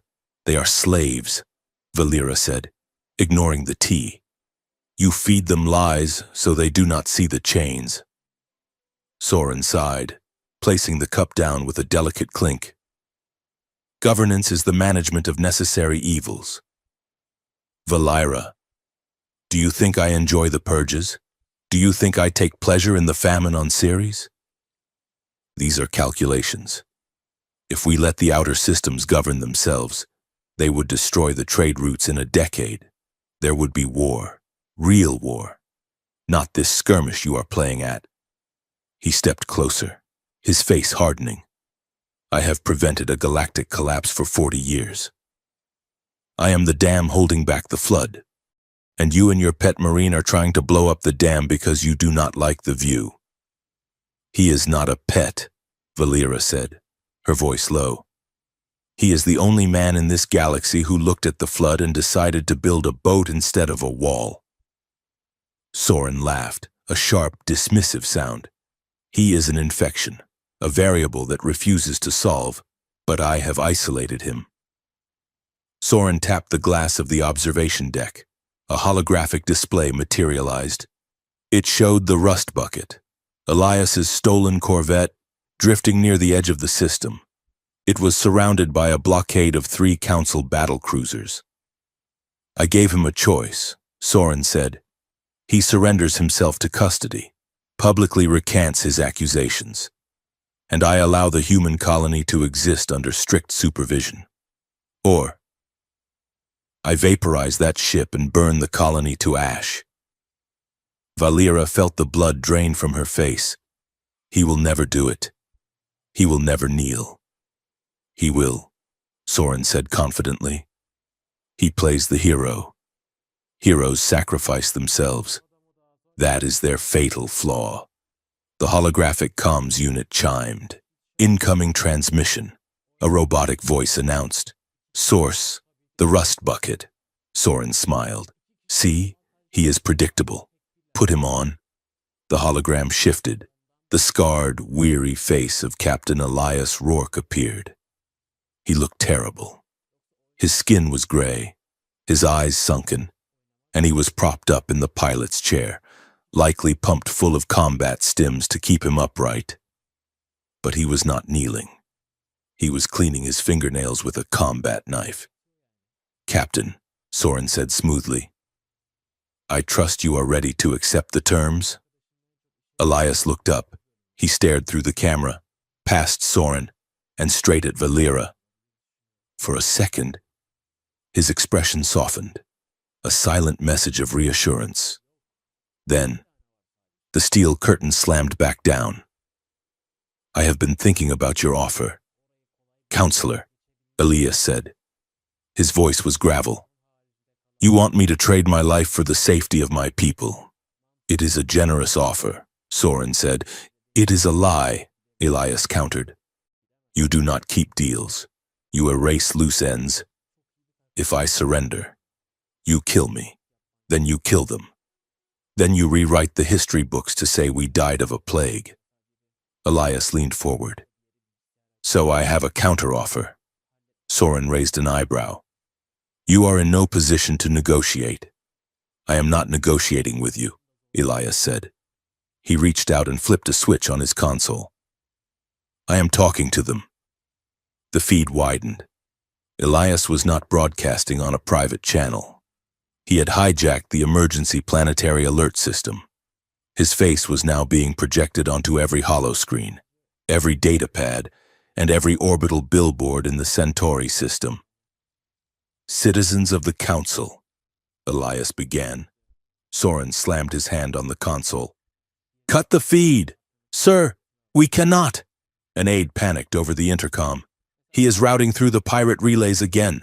The signal is decentralized. Elias's voice boomed through the sanctuary. They call me the human emperor. They call me a savior. They call me the anomaly. Elias shook his head. I am none of those things. I am just a soldier. I was born in the mud and I will probably die in it. I do not have a crown. I do not have a plan to fix your economy or your borders. He paused. But I know the difference between a leader and a slave driver. A leader stands in front of you when the shooting starts. A slave driver stands behind you and counts the profits. Elias held up the war ledger, the physical book they had stolen. This council has sold your children's futures to buy themselves palaces in the sky. They tell you that you are weak, that you need them to survive. He looked directly into the lens. I am one human Marine. I am bleeding. I am tired. And I am terrified. But I am standing up, if I can do it. What is stopping you? The transmission cut to static. Silence filled the sanctuary. Soren stared at the empty space where the hologram had been. His face was purple with rage. He thinks a speech will save him, Soren hissed. Admiral, burn that ship. Sir, the Admiral's voice crackled, sounding strained. We have a problem. 3 of the escort frigates just powered down their weapons. They are refusing the order. What? Soren screamed. They say they will not fire on a soldier who speaks the truth, sir. The fleet is fracturing. Valira watched her father. The mask of the statesman cracked, revealing the frightened tyrant beneath. It is over. Father, she said quietly. Soren spun on her. It is not over. I am the council. I am the empire. He drew a ceremonial pistol from his sash. He pointed it at her. You ungrateful child. You did this. You poisoned the well. Valira looked at the gun. She did not flinch. Go ahead, she challenged.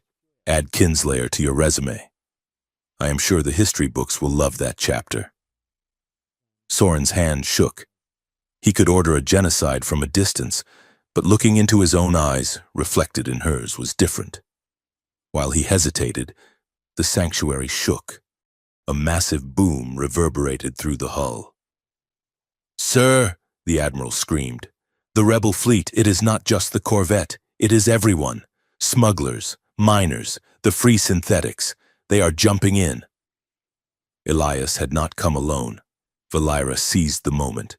She stepped forward, grabbed her father's wrist, and twisted. Soren, an old man who had never fought a day in his life, cried out and dropped the gun. Valira kicked it across the marble floor. She tapped her wrist comms. This is Princess Valira Soren to all Imperial channels, she broadcast, her voice echoing through the station. I renounce my bloodline. I renounce the council. The orders of High Counselor Soren are illegal. All units. Stand down or join the defense of the colony. She looked at her father, who was clutching his wrist, staring at her with hatred. You said I was ice. Father, she whispered, you were wrong. I am the storm. The battle for the sanctuary colony was not a skirmish. It was a meat grinder. The council, realizing they were losing the political war, decided to end the physical one. They launched a desperate, scorched earth assault on the asteroid base where the refugees were hiding. Elias Rourke was on the ground. The rust bucket had crash-landed in the docking bay. Its engines shot out. Elias limped down the ramp, his rifle in hand. The colony was under siege. Council dropships were screaming overhead, raining plasma fire onto the shantytown. The air was thick with smoke and the screams of the dying. Line up, Elias roared. He was not commanding a squad of Marines. He was commanding a nightmare. To his left was Bax, the giant Mothman, dual-wielding heavy repeaters. To his right was Brother Kale, the pacifist monk who had decided that protecting life required breaking a few jaws with his staff. Behind them were hundreds of refugees, reptilian farmers with pitchforks, humans with mining lasers, synthetic droids with welded armor. They are breaching the north gate. Commander Holloway shouted over the din. Move, Elias ordered. They sprinted through the burning alleys. They met the council shock troopers at the barricade.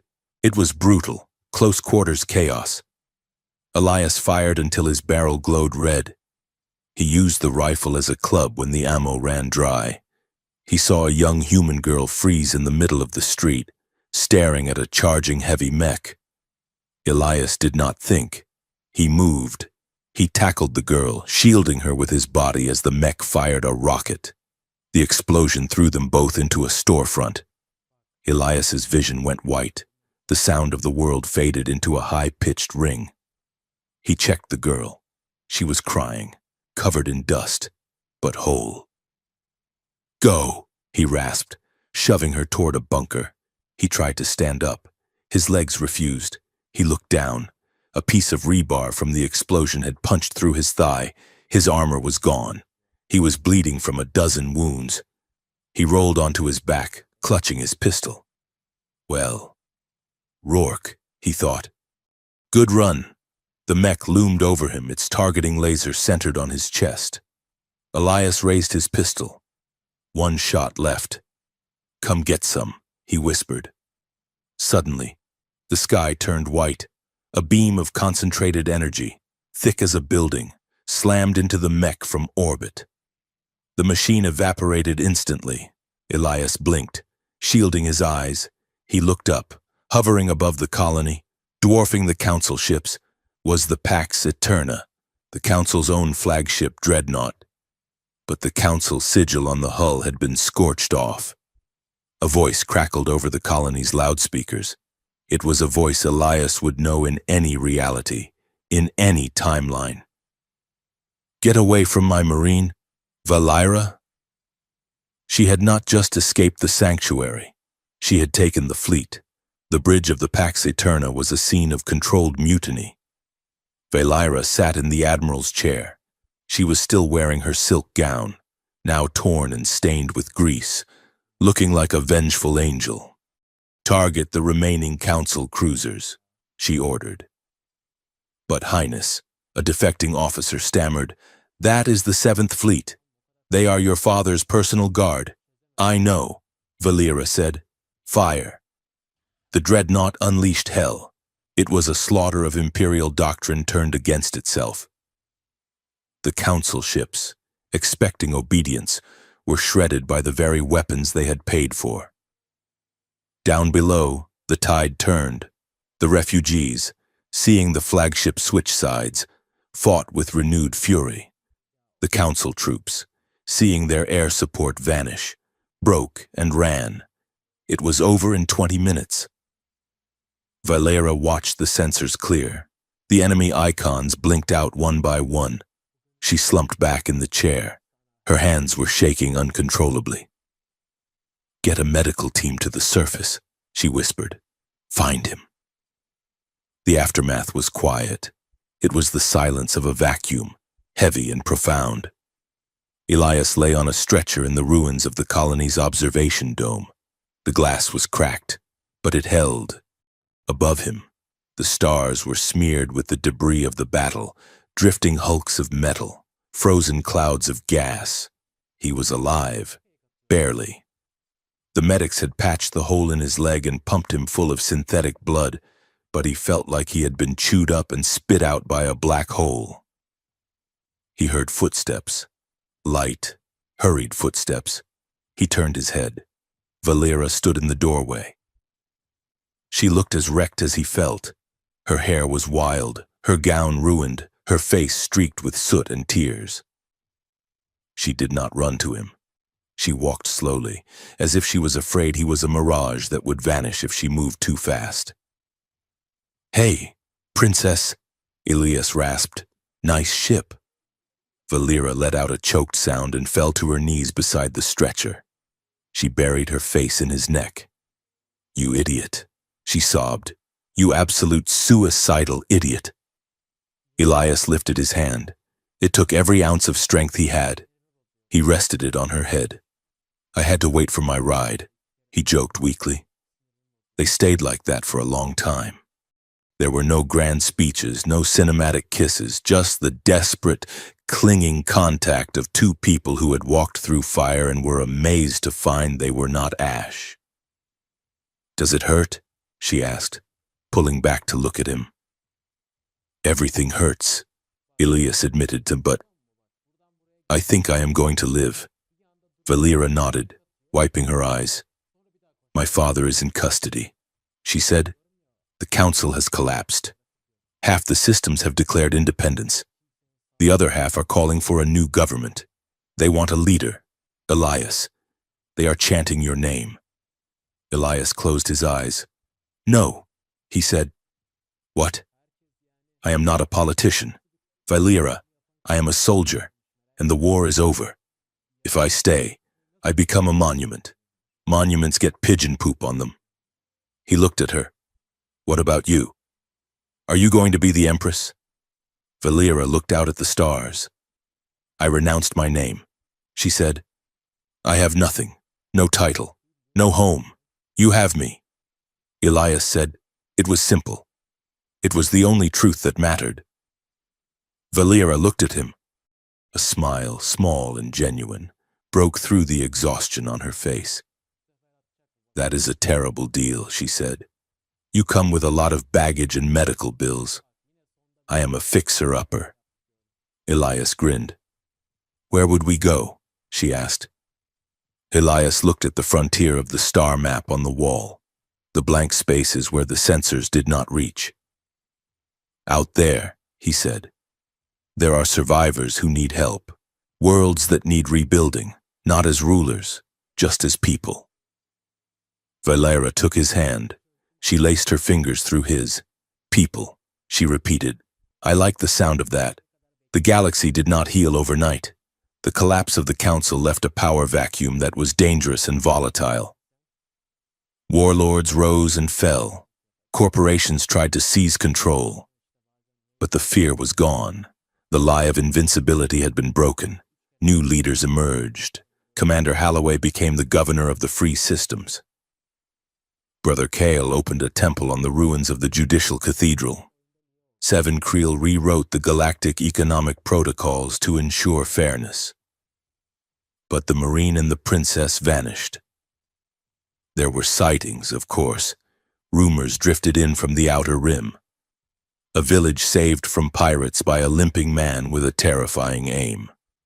A plague outbreak cured by a woman with silver markings on her face who knew ancient imperial medicine. They never stayed. They never took credit. They just fixed what was broken and moved on. They built a life in the quiet spaces between the stars. It was not a fairy tale. Elias walked with a cane for the rest of his life. Valera still woke up screaming from nightmares about the arena. They argued about navigation and what to eat for dinner. But it was real. Years later, on a monument erected in the center of the liberated capital, a simple inscription was etched into the black granite. It was not a decree, nor a law. It was a memory. One human Marine against the galaxy. The consequences were brutal, but his refusal to kneel taught worlds that courage is contagious, and love can be the most subversive alliance of all.